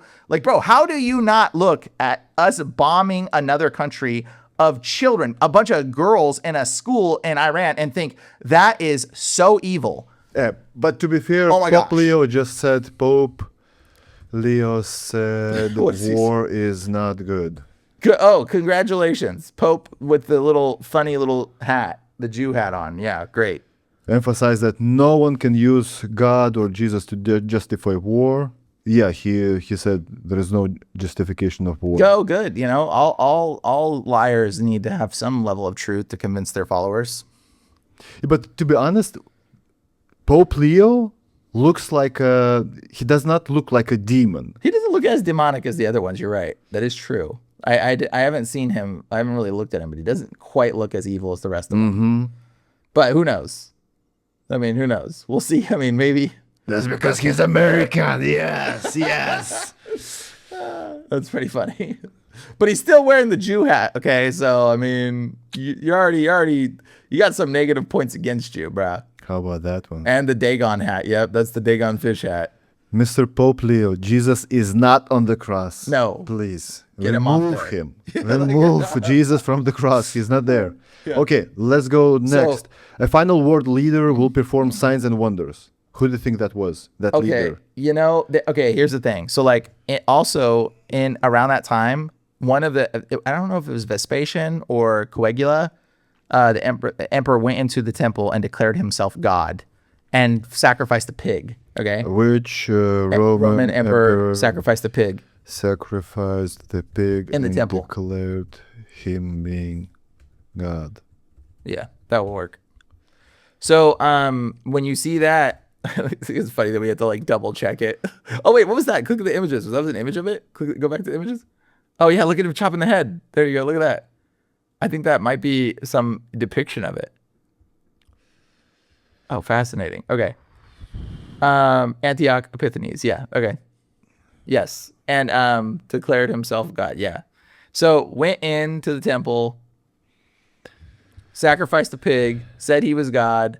So like, and here I'm gonna read you something fascinating. Okay, let's do a little bit of reading. I brought with me Josephus's writings. Okay, this is the writings of Josephus. Josephus was a historian. Roman historian, Jewish Roman historian, didn't believe in Jesus. Okay, but I'm a terrible reader, but I'm just gonna read this as best as I can to point out some things. This is an event that happened. Okay, we're in the Jewish War. This is right after. This is 70 years or 70 AD. This is right after, 40 years after they killed Jesus. A bunch of events, miraculous events started happening that were just kind of crazy, all right? Now, most of this writing is boring. It's so drab. It's so boring. It's like this happened, and this happened, and this happened. And then we get to this one spot in book 6, chapter 5, section 3, okay? And it gets wild, okay? Now, here's where it says, "Thus there was a star that resembled a sword, which stood over the city, and a comet that continued a whole year." Okay, so it says that there was a whole, imagine looking up in the sky and seeing this comet-looking star thing that as far as the east is from the west. What did Jesus say? He says, "You will see him everywhere." Yeah, you'll see him from far. This was for a whole year. The whole world saw this star that was like a comet, looking like a sword in the sky. The whole world saw this. Okay, so it just circled Earth, and everybody saw it, and everybody was like, "Okay." So for a whole year, thus before the Jews' rebellion and before the commotions which preceded the war. So this is right before everything took place. And on the ninth hour of the night of the, I'm going to skip down, the ninth hour of the night, so great a light shone. Actually, I guess I'll read this. Thus also before the Jews' rebellion and before those commotions which preceded the war, when the people were come in great crowds at the feast of unleavened bread on the 8th day of the month Xanthicus, Nisan. And on the ninth hour of the night, so great a light shone around the holy altar that it appeared to become bright daytime, which lasted for half an hour. Does you know it says like there will be silence in heaven for half an hour? It's kind of funny. Do you know that verse? You know what I'm talking about? Silence in heaven. Be silenced in heaven. Not you'll be, but there will be silence in heaven. Book. And so it's just kind of a funny little thing. So when he opened the seventh seal, there was silence in heaven for about half an hour. Isn't that funny? So silence in heaven. So check this out. On the ninth hour of night, there will be so great a light shone around the holy altar. It appeared bright daytime, which lasted for half an hour. And you're like, huh. So just all of a sudden, people are like, what the heck? Like, imagine at nighttime, all of a sudden, the temple just starts glowing to where everybody's like, dude, what is happening? Okay. And so this light seemed to be a good sign to the naive, but was so interpreted by the sacred scribes as to pretend the events which followed immediately upon it. At the same festival, also a heifer, as she was led by the high priest to be sacrificed, gave birth to a lamb in the midst of the temple. So they just brought in a heifer to be sacrificed, all of a sudden gives birth in the temple to a lamb. What? That's a pretty unusual thing to like just see like a lamb come out of the heifer, which is the Lamb of God, which is Jesus coming out of the bull or whatever. You know what I mean? Like, so clearly this is a sigil of Jesus, a symbol of Jesus right here happening, being recorded in the midst of the temple. Moreover, the eastern gate of the inner temple, which was of brass and vastly heavy and had been with difficulty shut by 20 men and rested upon a brass covering with iron, had bolts fastened very deeply to the firm floor, which was there made of one entire stone, was seen to be opened of its own accord. Okay, so it just starts opening. This massive door that 20 men take to shut just starts opening. And they're like, what's happening? The temple's glowing and the doors are opening on its own. So like, they're like freaking out. Like, okay. And it says, about the 6th hour of the night, now that the kept watch at the temple came, but running to the captain of the temple and told him, who came up there, not without great difficulty was able to get the gate shut again. And also appeared to the vulgar to be a very happy prodigy, as if God did thereby open the gates of happiness. Okay. So they're all thinking, this must be amazing. Like the gates just opened and everything's good. Okay. But the men of learning understood it, that the sanctity of their holy house was dissolved of its own accord, and that the gate was opened for the advantage of the enemies. So this This publicly declared that the signal foreshadowed the desolation that was coming upon them. Isn't it funny that he uses the word desolation? Like the abomination of desolation? Kind of funny. Seems like maybe that was already talked about. I don't know. Besides these, a few days after the feast, on the 1 and 12th day of the month of Artemis, J.R., a certain great and incredible phenomenon appeared. I suppose the account of it would seem to be a fable, were it not related by those that saw it, and were not the events that followed it of so considerable a nature as to deserve such signals. But before sunsetting, chariots and troops of soldiers in their armor were seen running among the clouds and surrounding of the cities. Bro, they look up and they see chariots, giant chariots. What does Jesus say?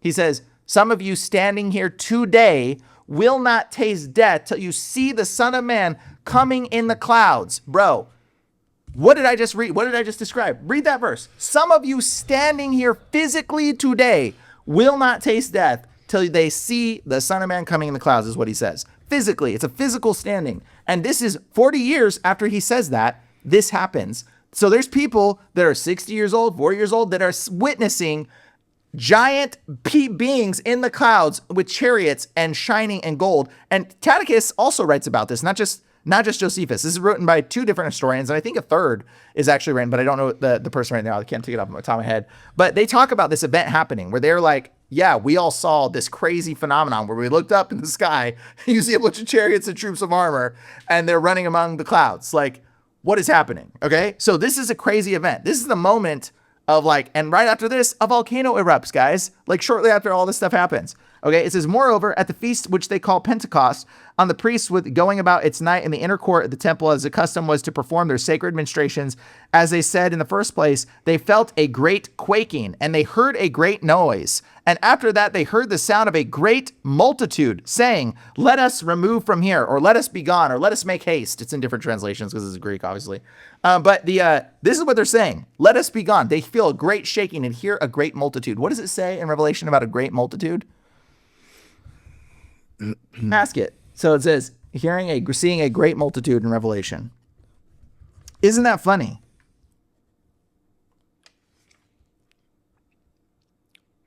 After this, I looked, and there before me was a great multitude that no one could count, from every nation, tribe, people, and language, standing before the throne and before the Lamb. And they cried out, salvation belongs to our God and to the Lamb. Isn't that funny? Bro, and they hear a sound of a great multitude, okay, and the whole world is shaking. But to be fair, we just have to believe that this was written by Josephus, because 2,000 years have passed, and sure. Well, we don't. Here's the thing: this is not a text that they want you to know about. Josephus didn't believe in Jesus. Show once again for the audience the book. His book. Yeah. So Josephus didn't believe in Jesus. He didn't want to believe in Jesus because he was Jewish. The New Complete Works of Josephus, translated by and commentary by. Okay. Yeah. So he was Jewish. So they didn't want you to know this. Like, this is forgotten history. But we use Josephus's writings to validate the Bible that you have today. So if you're reading any Bibles, guess what? Josephus, this man right here, is the reason why you believe the Bible you believe right now. His writings. They used him and what he said to identify what text was kept in the temples. So like, that's your history of your Bible. So if you don't believe your Bible, guess what?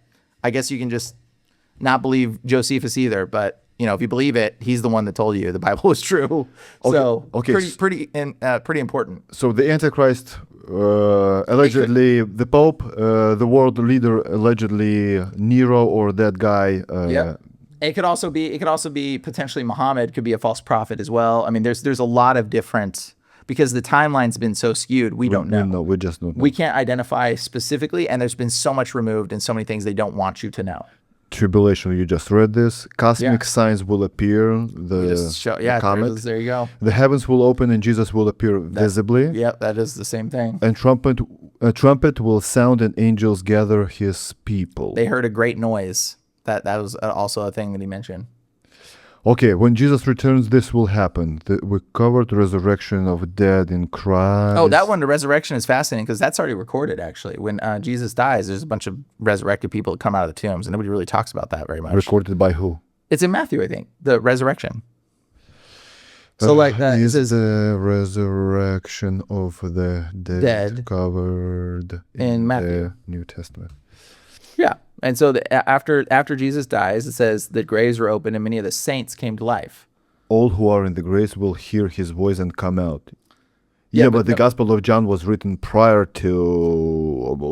No. It actually recorded it happening. So after Jesus died, there was people in the graves that came out. It already said after. It's all about the future. It's prophesying. The dead will be raised. No. It actually recorded that it happened. The It dead said can after Jesus revive. died, it said the graves were open, many graves were open, and people came out.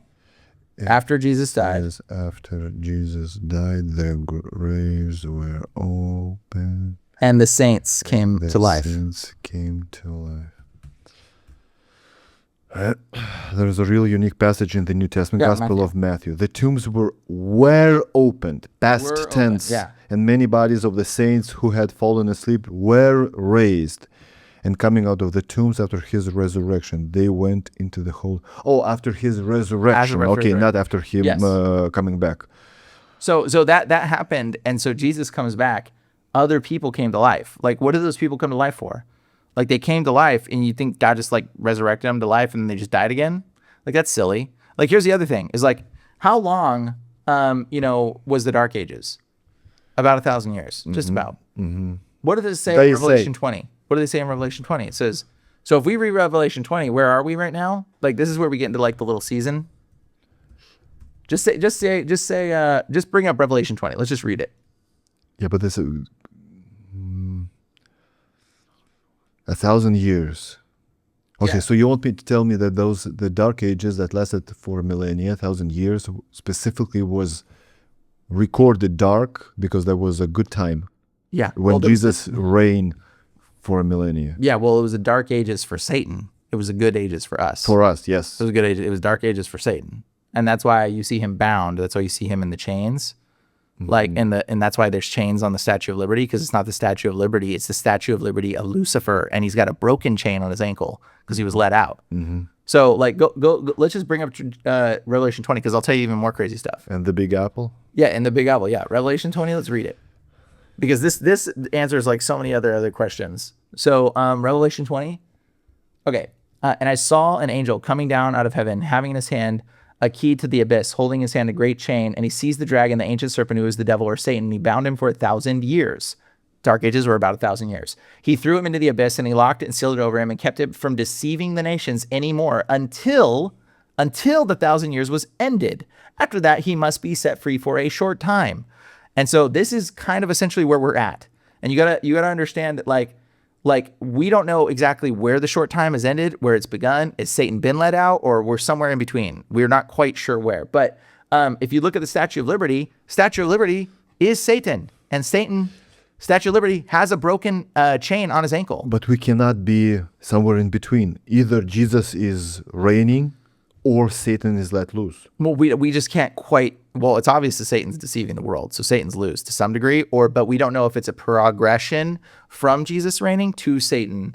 If is it like a progressional thing, or is Jesus reigning in a physical sense, or was Jesus reigning in a spiritual sense? Now, the Sikhs actually believe that there was 10 gurus. They're sort of saints, right? And about 500 years ago, they all just disappeared. They don't know where they went. So you want to ask where the Jesus is at right now, where the saints are at? Maybe they just disappeared and we don't know where they went. Maybe they're the sun. Maybe the sun is New Jerusalem. We just can't tell. Like maybe we just don't know where this is. But there is a New Jerusalem. It talks about people being outside of New Jerusalem, not being able to come in. Okay, so what if we're the people left outside? You know what I'm saying? Like, we just don't know if there is something else that we just don't know. What if it's in the North Pole? I mean, all compasses point north. What does it say? So Everybody will head to the thing, right? And why do all the compasses point north? Do you know when the compasses was invented? Do you know when it was invented? At the turn of the century, bro. Right when Jesus came, like right around that time is when compass was invented. And so why does the compasses always point in a right direction? What if they're all pointing? Why do they tell you there's nothing at the North Pole? Because they just don't want you to go there, because they don't want you to find, I don't know, the land of Jesus. Bears and cold. Yeah, exactly, right? But I mean, think about it. It's called, Anno Domini, right? The year of our Lord. Mm-hmm. But then they changed it to AD, and then they changed it to after death. What? Why was it Anno? It was Someone originally says after death. AD stands for after death now. No, they say CE, Common Era. Well, they changed it CE again. or BCE. But it was AD was so it was like Anno Domini, right? And so the year of our Lord was originally AD. And then it became AD, which represented after death. And now they've changed it to CE, Common Era. So they changed it to year of our Lord to after death to Common Era. They want to take you away from the understanding that it was Jesus was reigning. On some old maps, there's this. People say that on some old maps there is a land of Jesus. Yes, land of What Jesus. is that? That's a really good question. Well, you got to think about this, dude. When the earlier explorers came to America, do you know what they were looking for? The Golden City. What do you think the Golden City was, bro? They were looking for New Jerusalem. They were trying to find New We're Jerusalem. looking for a golden city. Yes. Look at typing El Dorado, Golden City. You've seen that movie, right? El Dorado. Yeah. They were looking for the Golden City. They were looking for the City of Gold. They were looking for New Make Jerusalem. money. Dinero. Yeah, they were looking for New Jerusalem. They were trying to see if they could find it because they were like, well, where is it? Is it God's kingdom? It's got to be here. Is it on the earth? It's a spiritual kingdom. Like, even when you understand, like, it's so much, there's a lot of people that want to take the writings of Revelation and they try to say, oh, it's going to be a physical kingdom. It's going to be out here on the earth. Bro, the dimensions alone wouldn't fit in a space on the earth properly. Like, it just doesn't fit properly without whatever its dimensions that it lists. It's just unusual. The New Jerusalem. The New Jerusalem, yeah. And so, like, when you look at it's like a giant cube of craziness. And you, Cube. Jerusalem dimensions according to the Bible. Yeah, so here's the thing. Not only is it, like, unusual, okay? Stadia, 12,000 stadia. Yeah, it's not that big. 14,000 miles. 100. 1,400 miles, yeah. 1,400 miles. Yeah, that's still pretty big. And all of us are gonna fit there. That Makes no sense. It doesn't. I would love quite- a little bit more space for me and my guys, my family. Yeah, for 2 garages, Yeah. please.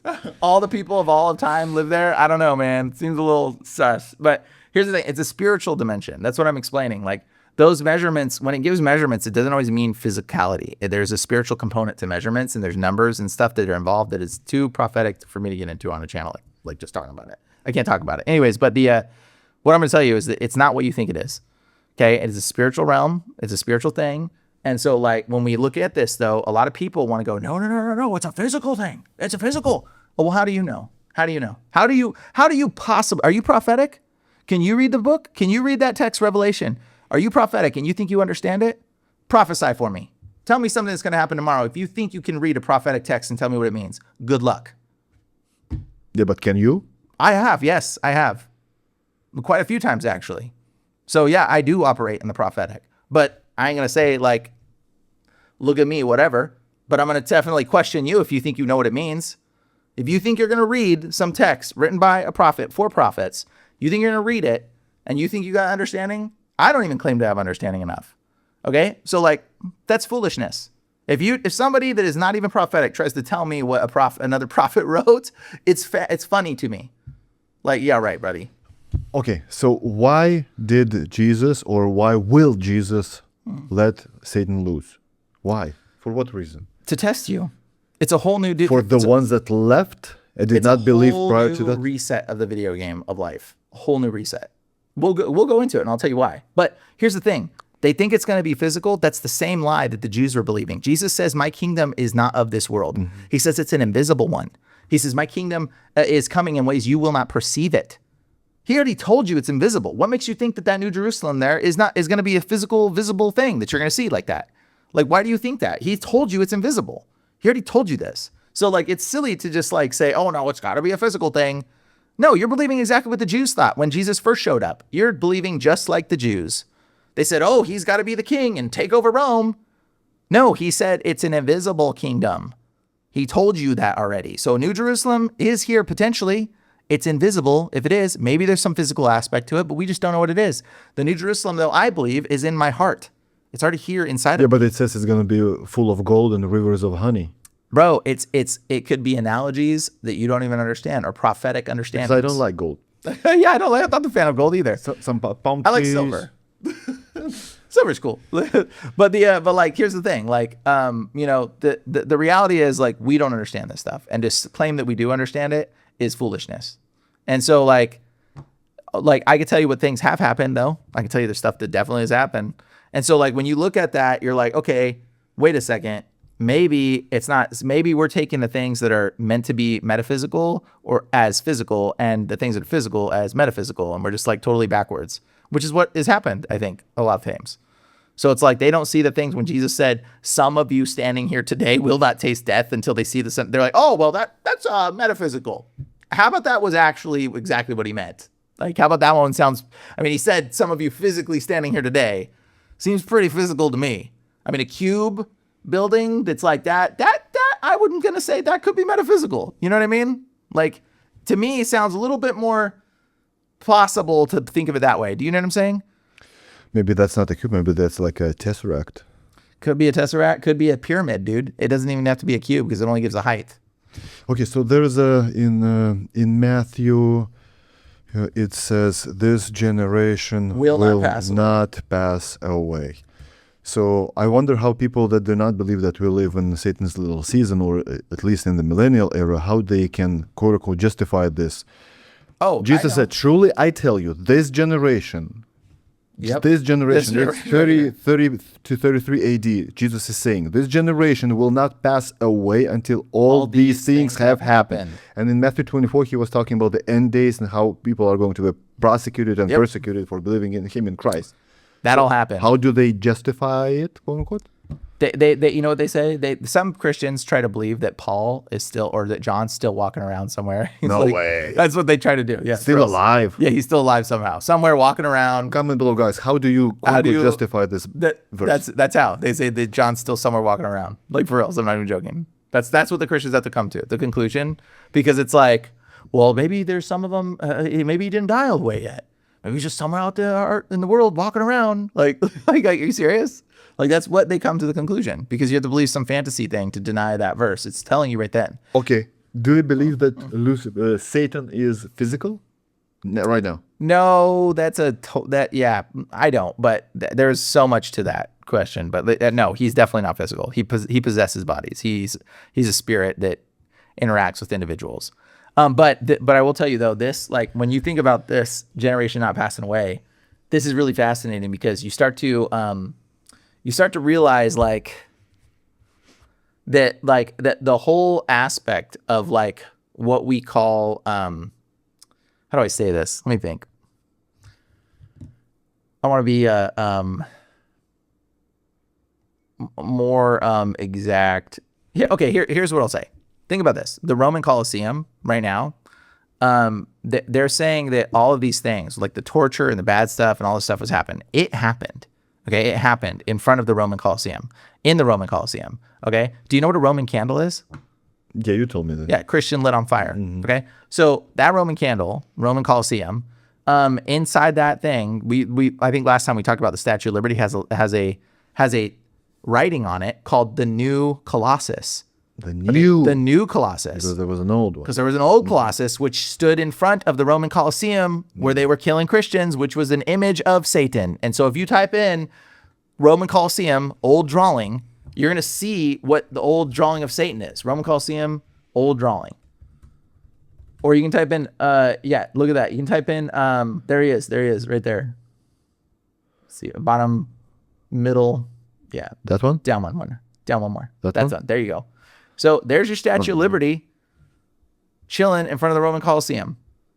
Okay, and that's the Colossus of Nero is what they call that. Mm-hmm. And he was killing all the Christians in that space. So all the things that were happening, it was, and if you type in Colossus of Nero, you'll see a bunch more drawings of him. So that this was the original Statue of Liberty. Even before that, there was another one called the Colossus of Rhodes, which was another image of Satan. So the Colossus of Rhodes, and he has the torch in his hand. You see this, the 7-pointed crown. Okay, that's Lucifer again. And then when that statue went down, the other one went down, the other one went up. And then when that one went down, there was about 1,000 years where the statue didn't exist. And then the Statue of Liberty was erected. Isn't that funny? Presented as a gift. Yeah, from the Freemasons, by the way. Thank you, Frenchies. Thank you. Take it. Yeah, exactly. So the and it's the French Freemasons gave it to us. So it's like, people don't know. It wasn't just this. It wasn't France itself. It was literally specifically the French Freemasons. That's the poem. And it's disturbing when you read the last little paragraph of it. I think we read, did we read it last time? Yeah, we did this. Your huddled masses yearning to breathe. Oh my gosh, it's totally like satanic feeling. Okay, so that's Satan, and he's got the broken chain on his ankle. Let's go back to Revelation. Yeah, ankle chain. Look at that. That's because he's been let out.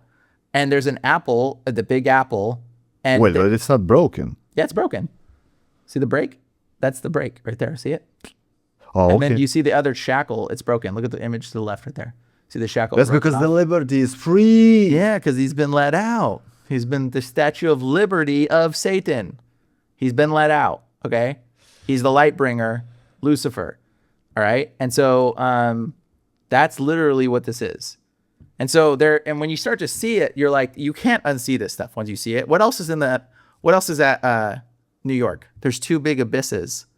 Isn't that fascinating? Ground zero. Ground zero, yeah. It's a big abyss now. It's an endless pit. Type in ground zero. Type in ground zero pit.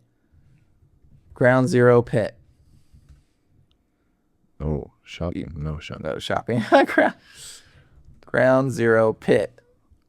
That's the abyss, dude. That's the abyss right there. It always looks like a big cube. Yeah, big the black abyss, cube. right? And so you're like, okay, that's fascinating. The abyss, right? Okay, now let's go to Revelation 20. Again, Revelation 20. So now we look at this and we can see, okay, having his chain, seized the dragon, ancient serpent who is the devil, and bound him for 1,000 years. He threw him into the abyss and locked it and sealed it over him to keep him from deceiving the nations any longer until the 1,000 years were ended. After that, he must be set free for a short time. Freedom. Statue of liberty. Liberty. Free. Okay? That's Satan being free, y'all. Okay? And it says, I saw the throne on which were seated those who had been given the authority to judge, and I saw the souls of those that had been beheaded because of their testimony, that's their eyewitness experience, about Jesus and because of the word of God. What, you think they're just sitting around for 2,000 years like, any day, Lord, any day I could give my testimony about what they did when they chopped my head off 2,000 years ago. God, just let me at them. Let me judge them. Like, come on, dude. I saw the souls of those that have been beheaded because of their testimony. Okay. They had not worshiped the beast or its image and had not received its mark on their forehead or their hands. Okay. They were already doing that. We just discussed this. They were marking people. Okay. They had not received its image of the beast, worship the beast. The beast is Nero Caesar when we look into this stuff in these details, okay? They came to life and they reigned with Christ for 1,000 years. Why did those saints come to life? What did they come to life for? For 1,000 years. You think he resurrected them out of their tombs when they came to life and just to die again? I mean, come on. Like, if they came out of their tombs after Jesus got resurrected, you think they're just like vanished when he vanished or something? No, they went around and they reigned with Christ for 1,000 years probably. They came to life and reigned with Christ for 1,000 years. The rest of the dead did not come to life until the 1,000 years was ended. Now that's the really fascinating question, because you want to know who we are? We're the children of that. We're the children of the rest of the dead that did not come to life until the 1,000 years was ended. Okay, this is the first resurrection. Blessed and holy are those who share in the first resurrection. The second death has no power over them. So those are part of the first resurrection. There's no death, there's no power of death over them. But the rest of the dead is not the first resurrection. That's the second one. And we are still bound by death. Okay. But they will be priests of God in Christ and reign with him for 1,000 years. So there was men that got resurrected and reigned with Christ for 1,000 years. And we mistakenly call them the saints. And the saints get idolized and perfected and perverted through Catholicism, which has just totally destroyed the things about the saints. And in fact, they try to kill. There's stories about the saints that they try to kill. I don't know if you know this, but they chopped their heads off and they went around with their head preaching like for miles. They walked, and then where they fell over dead, they built a church. Did you know this? This is like, there's tons of stories about this. They're decapitated saint stories. Look it up. It's fascinating. And so these were the priests, the invincible priests that they basically tried to kill off, because they were the priests of God in Christ, and they reigned for 1,000 years. And then the evil started to creep back into the world. It's almost like the Lord of the Rings. I don't know if you know that first line in the Lord of the Rings. It says, a shadow grew in the east, whispers of a nameless fear, darkness, something, something. And it says this, right? And it was like, the world was happy and the hobbits were happy and everything was good. And then suddenly we started hearing rumors of like some evil over there happening somewhere in the dark shadows. What is that? That's Satan. That's why it's called the Two Towers, bro. That's why it's called the Return of the King. That whole thing, that whole lineage is a reflection of Satan coming back into the earth. Like, I'm not even joking. Like, there's so much to that. He was an occultist, by the way. He was And like, two towers were what? the Twin Towers, like the Twin Towers. that they bombed. The two towers an homage for Boaz and I forget the other guy. It's a Illuminati Masonic symbolism. Okay, it's the two towers. They have the two pillars. The two pillars. Okay. And so like all of this is tethered to occult symbolism. The whole Lord of the Rings thing is straight up. He was reading occult books of knowledge and witchcraft and all kinds of demonic stuff. Okay.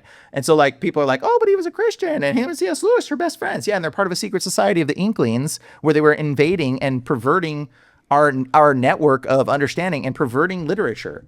Okay. J.R.R. Tolkien and C.S. Lewis were part of the Inklings. Yeah. Part of the what? Secret writing society called Inklings. Secret Inklings. writing society. Yeah. Society. Yep. So, anyways, so when you look into this stuff, yeah, the Inklings. See it? There it is. Members: Adam Fox, C.S. Lewis, J.R.R. Tolkien. Yeah, and this was informal literary discussion group associated for nearly 2 decades between enthusiasts who praise the value of narrative fiction. Okay, but what's bad about the Inklings? Well, it was a writing society intentionally designed to take truth and bury it and burn it and rewrite history. How do you know that? Because that's what they've been doing. Just look at their writings. All the things about C.S. Lewis and everything about J.R.R. Tolkien's is like totally from our biblical narrative, but a perversion of it. It's literally like taking from the stories of the Nephilim, but then making it good. Like C.S. Lewis makes Mr. Tumnus, that goat man, into a good guy. Okay, that everyone prior to C.S. Lewis was like, yeah, the goat man is Satan. They knew that. Like that, they knew that. But C.S. Lewis was like, no, the goat man's misunderstood. He's not a child kidnapper, except for he does still kidnap. He kidnapped one kid, guys. Come on, okay? But he was like, who hasn't, right? Yeah, exactly. Who's like, what the, like, come on, okay? But he was a friendly kidnapper. He's a kidnapper. The goat is a kid. Kidnapping is originally the kids, the children of the goat. That's where that term comes from. Kidnapping. You covered that. I think I've mentioned that before. Peter Pan, yeah. Yeah, and so like when you start to look into this, you start to realize, okay, this is all just a perversion of it. And J.R.R. Tolkien's stuff is like totally perverting the return of Satan. So that way it like disguises it into writing so that when you hear the real story, you don't know what it is. You get confused and you get like, oh, that's that one book. No, it's not. That's history, bro. That history that got rewritten by these fools. Yeah, with Sauron is Satan, Saruman. Yeah. Antichrist and his helper, the beast. Yeah. Okay. That's like what it is, bro. I'm telling you, it's all like pulled out of Revelation. And it's to hide the return of Satan. So like there's so much to it. Gandalf was the gray. He died, resurrected, became the white. Yep. Isn't that funny? You start seeing it. You're like, Okay. The hobbits, by the way, the Jews are the dwarves. The mines of Moriah, you mean? The mountain of Moriah, where the Jews, where God and then meets the Jews, right? But in the Hobbit world, they come out of the mines of Moria, the mountain of instead of Moriah. Oh yeah. Yeah. Okay, so like, bro, there's so many things. JT told me that one. I can't take credit for that one. That was JT's fine. Okay, JT follows. Copyright. Yeah. JT follow JC. Watch him. Actually, if you're watching this, watch his other video too, because talking about this will give you more pieces of the puzzle as we put this all together. Because it's crazy when you start looking into it. Which, by the way, like we both, like, I came to this understanding a long time ago, just studying different stuff. And like I was like, JT, bro, you got to look into this. He starts looking at it, but he's coming from a different perspective with all of his knowledge. And it's like, bro, we're like talking about this and it's like, everything is like plugging in. We're like, what the heck? Like, this is crazy. So like when you start being humble enough to be like, maybe I'm wrong, God just shows you stuff. And it's awesome. Cause you're like, every day is like an adventure. Like he guides me to books and stuff. It's great. Okay, what difference does it make whether we live in Satan's little season, pre-millennia, or during the millennia? Well, it totally makes a huge difference because it matters on how you perceive what's going on in the world. Like you can't determine what's evil or right if you think the world needs to become evil. You don't stand up for it. You don't fight for it. You don't say that's wrong. Like that's huge. Like you're supposed to be saying these things are wrong and you're supposed to be standing against what wickedness in the world is. You're supposed to be standing up for what's right. But if you think Jesus is coming to save you, you're like, F it, let the world get terrible. Bro, that's disgusting. That is a satanic opinion. Inevitable. No, it's not inevitable. We can change this reality. We can change this. Prophetically, we have the authority to change. Okay, if I believe that I live prior to Jesus' second coming, I believe that the world is going to be as dark as possible. Then Jesus comes back. It means this is inevitable. If I believe that I am living in Satan's little season, it means Jesus has already come back. He ruled for 1,000 years. And now the world does not have to become dark and bad and corrupt. As long as we let it. The Bible does not say that. It doesn't matter what it doesn't say. It means that in your heart. Okay, so the main difference is I want to say it's going to be this bad like it is right now, only for a short period of time. Let's go to Revelation 20. We'll say where it is, and then we'll understand. Okay, so back to Revelation 20. Okay, it says, "Behead for Christ for 1,000 years." Okay, this is the first resurrection. The rest of the dead did not come to life until the 1,000 years was ended. Okay, so this is one of the ideas of where we might be when the 1,000 years was over. Verse number 7. Satan will be released. It's repeating what is happening. Satan will be released. They will go out to deceive the nations to the four corners of the earth, Gog and Magog, and gather them for battle. In number, they are like the sands of the seashore. They march up across the breadth of this earth and surrounded the camp of God's people, the city that he loves. That's the Christians. That's the true Christians. Okay? This is a spiritual camp. This is not a physical camp. Okay? The true Christians. So if you're not walking in truth with Christ, you ain't going to be in that camp. But okay? How can I know the truth if my pastor says this, another pastor says that? If you listen to your spirit, you'll know. That's the thing. It's already in you, bro. My spirit says, eat some chips, drink some Coke. Not snort, but drink. But listen. Watch some sports. It says, God's people, city that he loves. But fire came down from heaven and devoured them. Okay, and the devil who deceived them was thrown into the lake of burning sulfur where the beast and the false prophet had already been thrown. Okay, they will be tormented day and night forever and ever. Okay, boom. So like the beast and the false prophet are already gone. So the only one that's left is death gets thrown in there too, by the way, but that is Satan. Okay, so Satan is out deceiving the world, the devil, who's going to be thrown into the burning lake of sulfur after he's been released. But he's been let out right now to deceive the world, to test us, to test our hearts, to make sure that we are people of God. And the rest of the dead are being resurrected now to be put through this test. And you want to know what the rest of the dead are? Scroll up where it says the rest of the dead. Scroll right there. It says the rest of the dead did not come to life until the 1,000 years was ended. So after the 1,000-year reign of Christ, Satan's let out. Wait. So someone has died. Jesus resurrected them. Someone that did not believe in Christ died, let's say, 100 years ago. Now they're being resurrected for the final test, whether you believe in Christ or not. Nope. So what happened is all the people, when Jesus was alive, okay, dealt with the judgment of the mark of the beast and all that stuff, right? Jesus dies, all that stuff happens. Judgment comes down, boom, rains down. There's 1,000 years of peace, okay, which is the 1,000-year dark ages. And then all of those people during that time that endured that were good, that died, get resurrected, okay? And people in the past, the old saints, get resurrected with it. They reign for that dark ages for 1,000 years, make the world into a beautiful, wonderful place. And they make it, and that's what all these amazing structures come from, which, by the way, a lot of them don't have bathrooms, and you're got to be like, that's weird. Why don't they have bathrooms in some of these places that are just elaborate, designed, castling structures that are just like perfect? And you're like, what is that? No, they were savages shitting and pissing through the window. Yeah, exactly. Well, after the saints left, that's what ended up happening because the normal people just went into these empty vessels of beauty that the saints just disappeared out of. And they were like, oh, well, let's claim this building as our own. We founded it. That's why it's called found. They founded the building because they friggin' found it.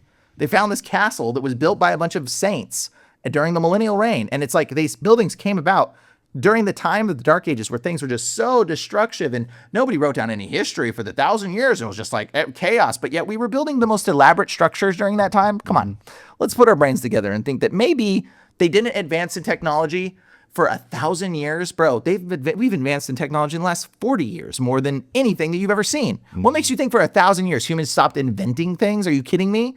Like that's such nonsense. You got to be a fool to believe that narrative. For 1,000 years, the world was at peace and nobody needed to invent anything because everybody was at peace. Who's going to write down, Sally went and got her eggs from Janice today? Like nobody needs to write anything down because it was perfect.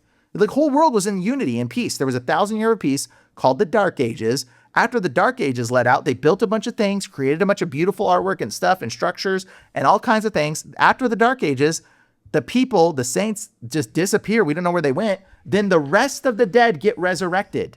Okay. And then guess what? We have these thing called the Cabbage Patch Kids. Okay, Cabbage Patch Kids. There was a bunch of people that showed up out of cabbage patches, which, by the way, cabbage is the word cherub in Hebrew. Cabbage Patch Kids? Cabbage Patch They is just cabbage. woke up? Cabbage is cherub. Patch is portal. Cherub portal.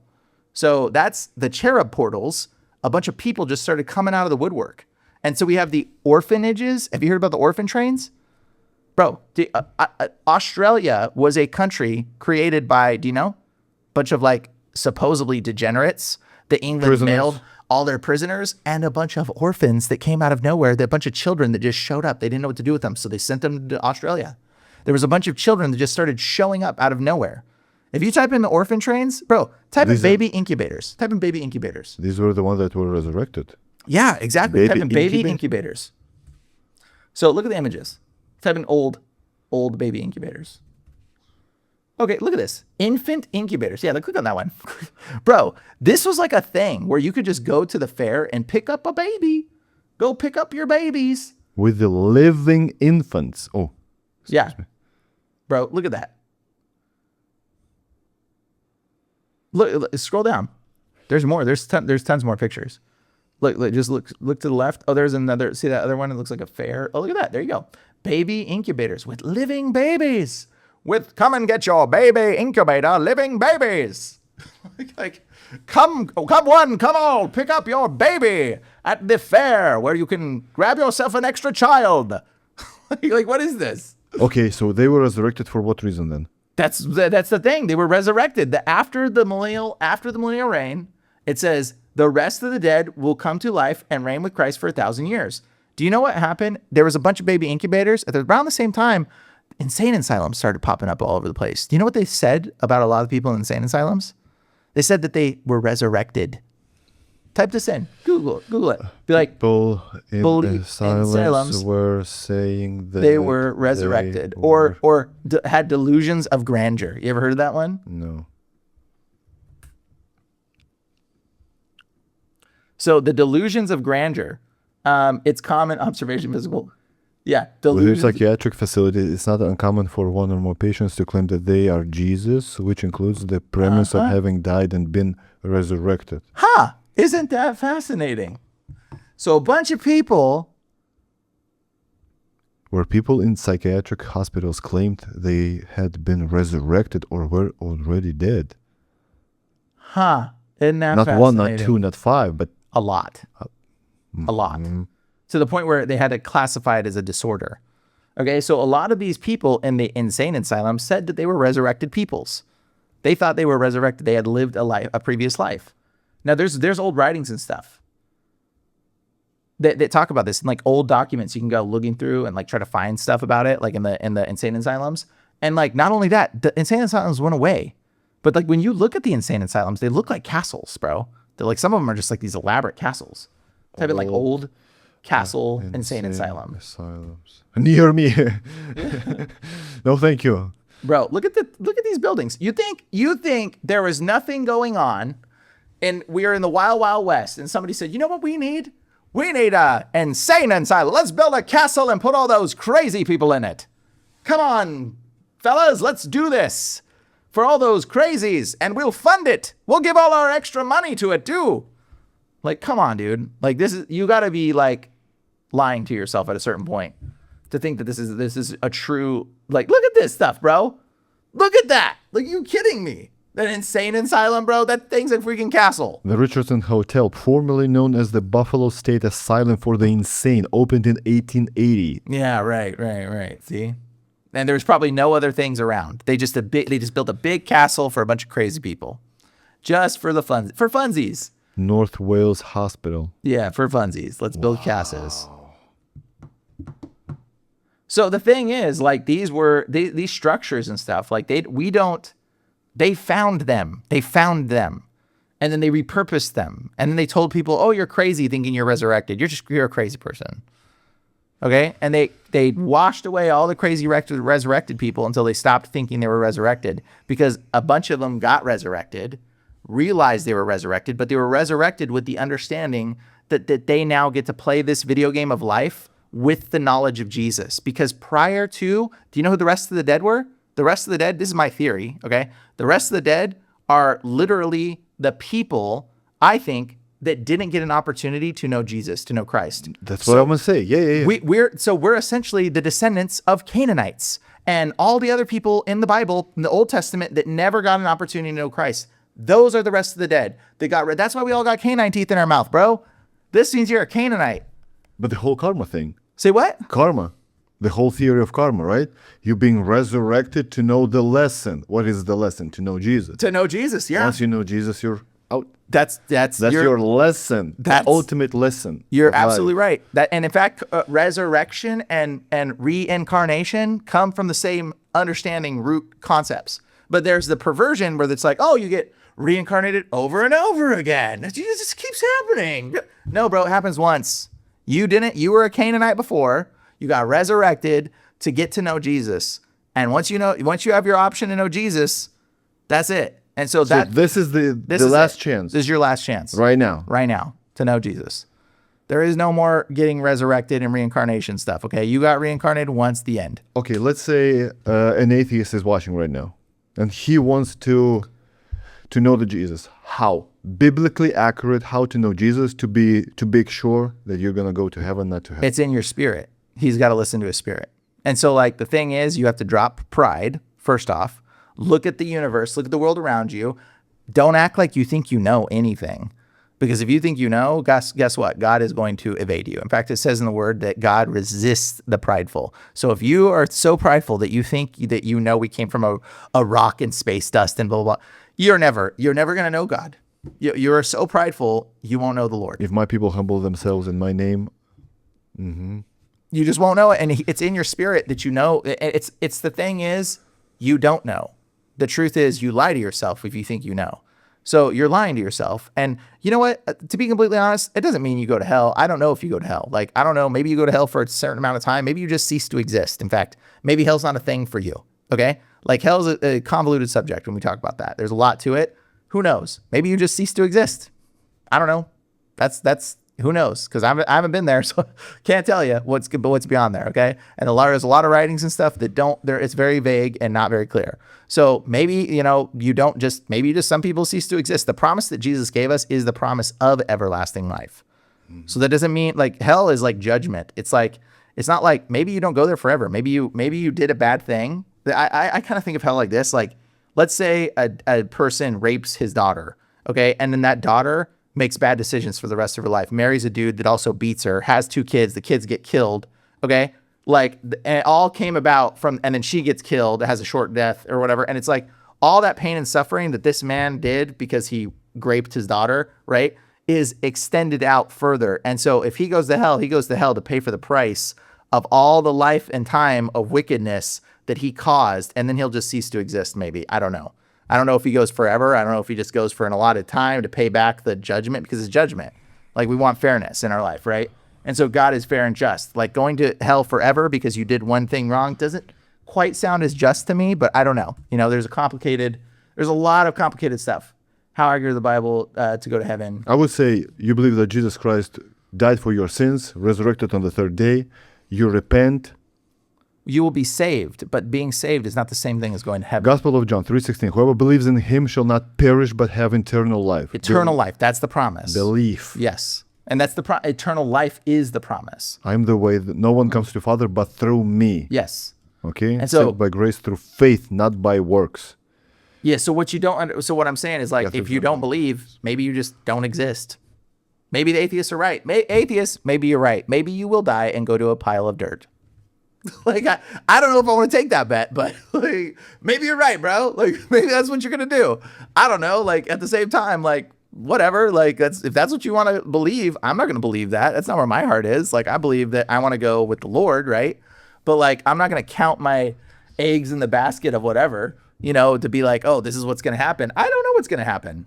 I'm not there. I can tell you what has happened. I can tell you what I've read. I don't know what's going to happen. I'm not even going to claim to know what's going to happen.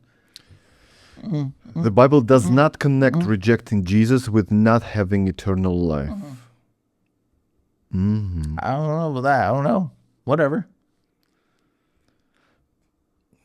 It says the death. It says second death. But there is lake of fire in the Revelations that is filled with people gnashing their teeth. Weeping and gnashing of teeth. Yeah. And then it says there's a second death. So there's a death after that. What if second death has ceased to exist? I don't know.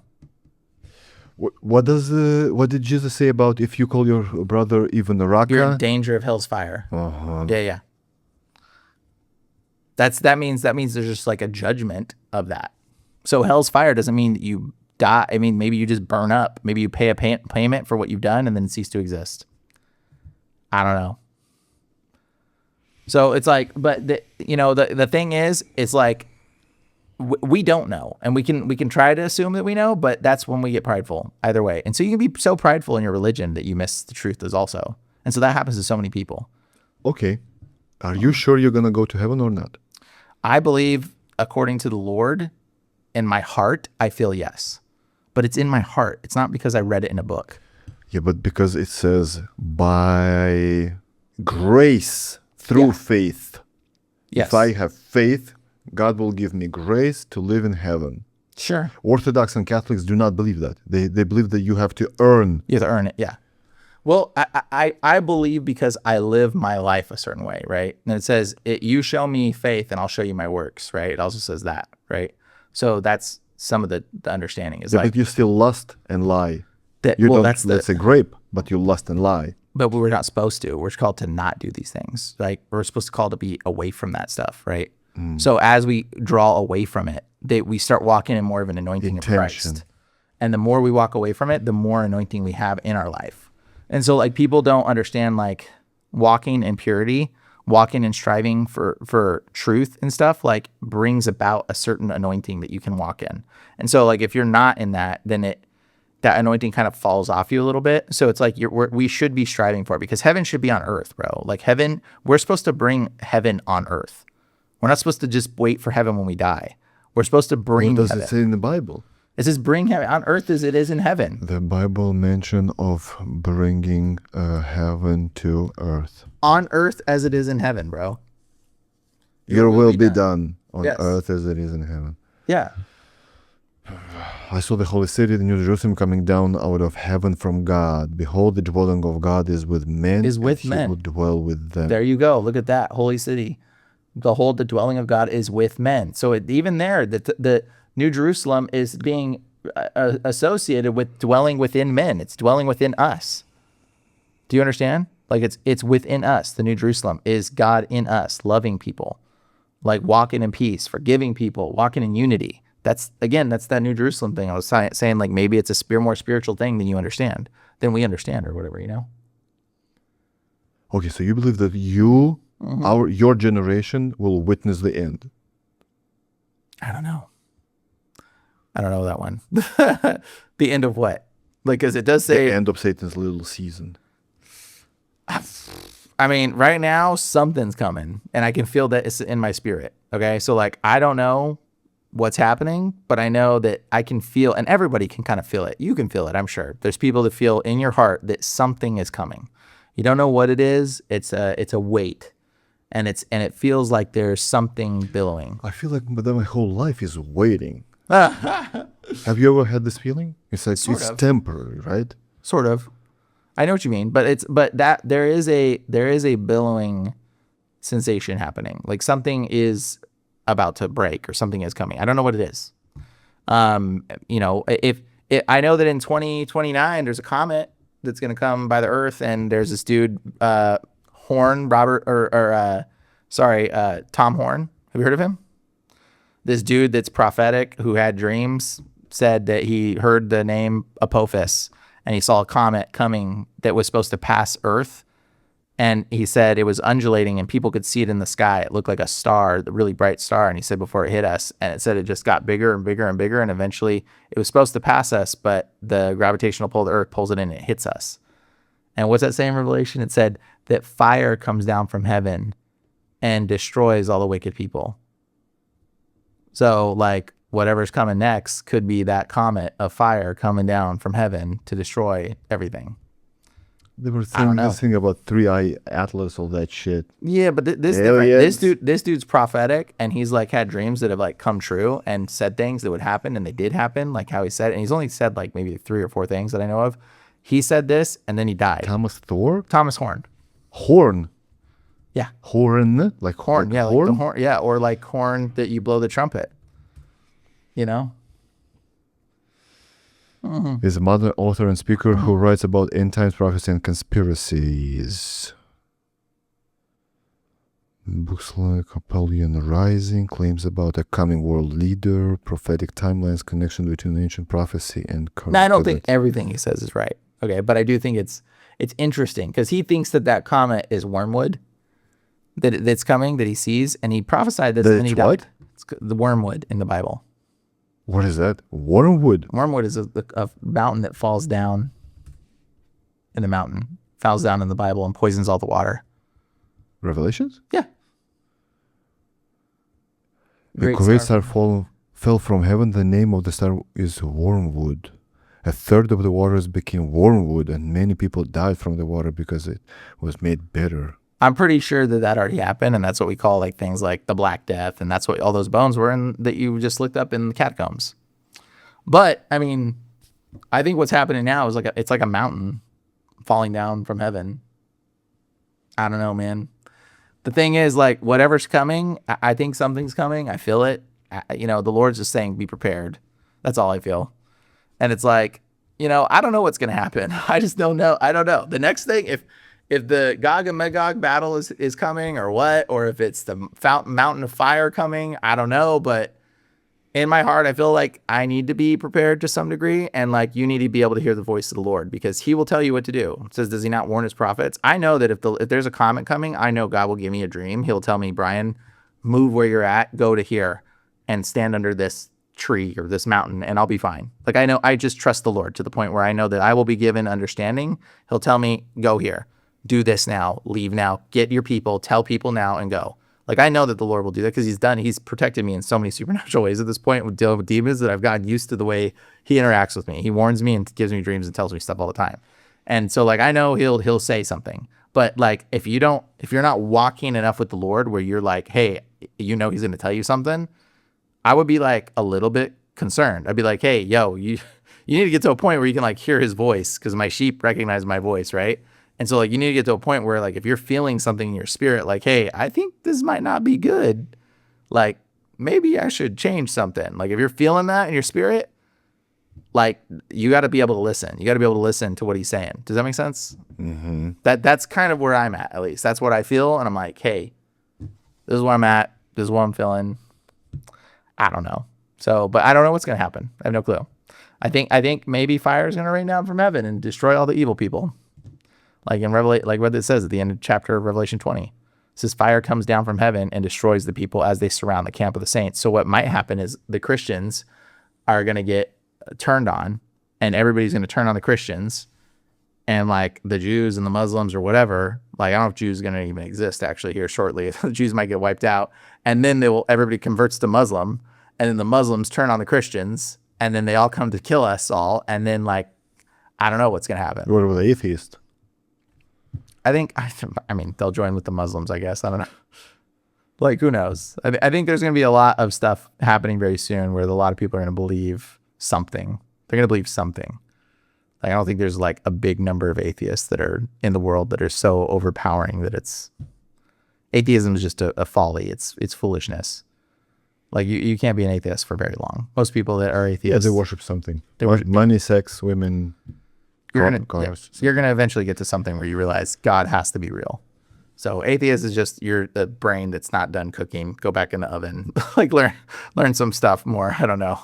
So guys, there's still time. Get to know Jesus. It's free. Yeah. It's free. No tithing. No even going Nope. to church. Nope.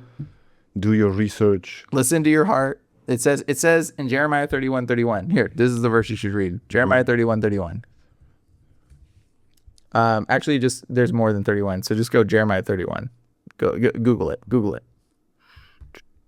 There we go. And so this is what everybody should know. Okay. says, the days are coming, declares the Lord, when I will make a new covenant with the people of Israel and with the people of Judah. It will not be like the covenant I made with their ancestors when I took them by the hand and led them out of Egypt, because they broke my covenant, though I was a husband to them, declares the Lord. So it's not going to be like the Old Testament, all that Judaish like nonsense. It ain't going to be that, okay? Says, this is the covenant I will make with the people of Israel after that time, after the time of Jesus, he's saying, declares the Lord. I will put my law in their minds. I will write it on their hearts. I will be their God, and they will be my people. No longer will they teach their neighbor or say to one another, know the Lord, or you must know the Lord, or do you know Jesus? Do you know Jesus? Because they will all know me, from the least of them to the greatest, declares the Lord. For I will forgive their wickedness and remember their sins no more. Like, what you have to understand is, like, this is the covenant he will make with it. He will put the law in your mind and in your heart. You have the law of God already in you. You're born with the Holy Spirit talking to you. You have to become like a child to hear it again, because you've lived your life so dirty, you've convoluted your understanding of what is right and wrong. That's how you can see things like that are going on in the world that are wicked and just be like, oh yeah, I guess that's what it's got to be. Let me give you an example. Yeah. About the wickedness, right? Yeah. I just scrolled down. Watch the screen. I just scrolled down. Oh, shoot. Did you see the picture that came No, I up? missed it. There was an ad right here. There was an ad about sleep apnea, and the picture was erotic. Really? Wow. Boop, boop, boop, Oh, boop, there boop. you go. There it is. Disturbing. But there was another picture. But Yeah. still the ad. This is wicked. That's on a church. That's on a church. This is on website. BibleGateway.com, guys. That is disturbing. Okay. So yeah, no, that's terrible. So, but either way, it's like, no longer will they tell their neighbor, you must know the Lord. Okay. Like, why does it say that? Like, because they will all know me, from the least of them to the greatest. I don't need to tell you. Everybody knows. Everybody knows the Lord already is in your heart. You know what's right and wrong. Start listening to it. Start respecting it. That stupid lie they told you in church, being a good person doesn't get you into heaven, brother. Bull crap. Okay? Because being a bad person is definitely keeping you out. So, like, if you're a bad person, you probably ain't going to be there. So, yeah, that stupid line that they told you in church, nonsense. Throw that out your mind. You better be a good person. You need to be a good person. You need to love people. You need to forgive people. You need to care about people. That is important. That is being Jesus. That is being Jesus to the world. That's what we're supposed to do. We're supposed to love people like this. And it's like, but people miss it because they want to go around like, oh, do you know Jesus? Do you know Jesus? You know what it says? It says, what good is your amen to somebody that is suffering? Like, it literally is like, oh, you see somebody suffering and you can help them, but you just say, the Lord be with you. Oh, amen, brother. Oh, mate. And that's disgusting. That's literally what the Bible tells you not to do. Like, bro, it's so bad. It's so bad. But people miss it because they don't understand the love of Christ that's in us. You're supposed to be, he's already in you. He's already telling you what's right and wrong. Like, you know it. And if you don't know it, the more you try to pursue it, the more you'll realize, you know what? I was doing that wrong too. I should probably stop that. And you pursue him more, and it says he takes you from glory to glory. And then the more you do it, you're like, wow, I should stop doing that too. I think that's hurting people. And he'll show you more. And then you'll start hearing him. You'll start having dreams. You'll start having visions. He'll start telling you things. He'll start revealing things to you because you're pursuing the act of walking in righteousness. That's what you're supposed to do. I would even say, forget about people first. If you know that something's hurting you, pornography, or Sure. alcohol, smoking, weed, all that's bad relationship. Yep. It's hurting you. Start with you. You can't, yeah, but one of the things is I like to tell people is the 10 commandments, like 6 of them are about how you treat other people. Mm-hmm. There's more about how you treat other people than it is how you treat God in a sense. So like it's not gonna be easy for you to be a hermit and be a Christian on the side of a mountain by yourself. Bro, it's about loving other people. It's about how you treat other people. It's how you are a representation of God. And if you act like a representation of God, he will use you like a representation of God. Okay, but you have to be in that space and be, accountable to him. And so like hold yourself to the standard that you think is right and wrong in your heart and just be like, okay, I don't think I can do that. Like, I don't think I should do that anymore. And he'll clean you up. Don't worry about it. Don't be so hard on yourself. Like, God will take away the bad things. If you try taking them away out of your life, he'll take them away. But you need to get to a point where you can hear him. Everybody needs to be a point where you're having dreams, or you're getting understanding, or you're getting unctionings and premonitions or prophetic words that are coming to you to where you know what's coming. Because if you don't have that, when whatever does happen, which is going to probably happen in the next 3 years, I'm just going to tell you right now, you got about 3 years. And I know that because of like some people that I know that have like revealed some stuff that there is a big economic collapse coming in the next 3 years. And so it ain't going to be good. And when that happens, like, I don't know what's going to happen, bro, but I just know I'm going to be listening to the Lord because it's going to be wild. I'm just going to be like, okay, God, where are we going? What are we doing? God bless you, Brian. Thanks, man. Guys and gals, thank you for listening. Thank you for watching, leaving your comments below. Please subscribe to the channel of Brian's. Link is going to be in the description below. You go live every week. Yeah, every Saturday. Sometimes even twice per week. Yep, Demon Erasers, YouTube. From time to time, you do episodes with JT. Yep. Every week we do it usually on Saturdays. So, guys, link is going to be in the description. Please subscribe, show some love, and God bless you, Brian, and God bless all of you that were watching and listening to the show. Thank you. Absolutely. Later. From the bottom of my heart, I would love to say thank you for watching this entire episode till the very end. Be sure to subscribe to this channel, like this video, and click here or here and watch another great episode. God bless you.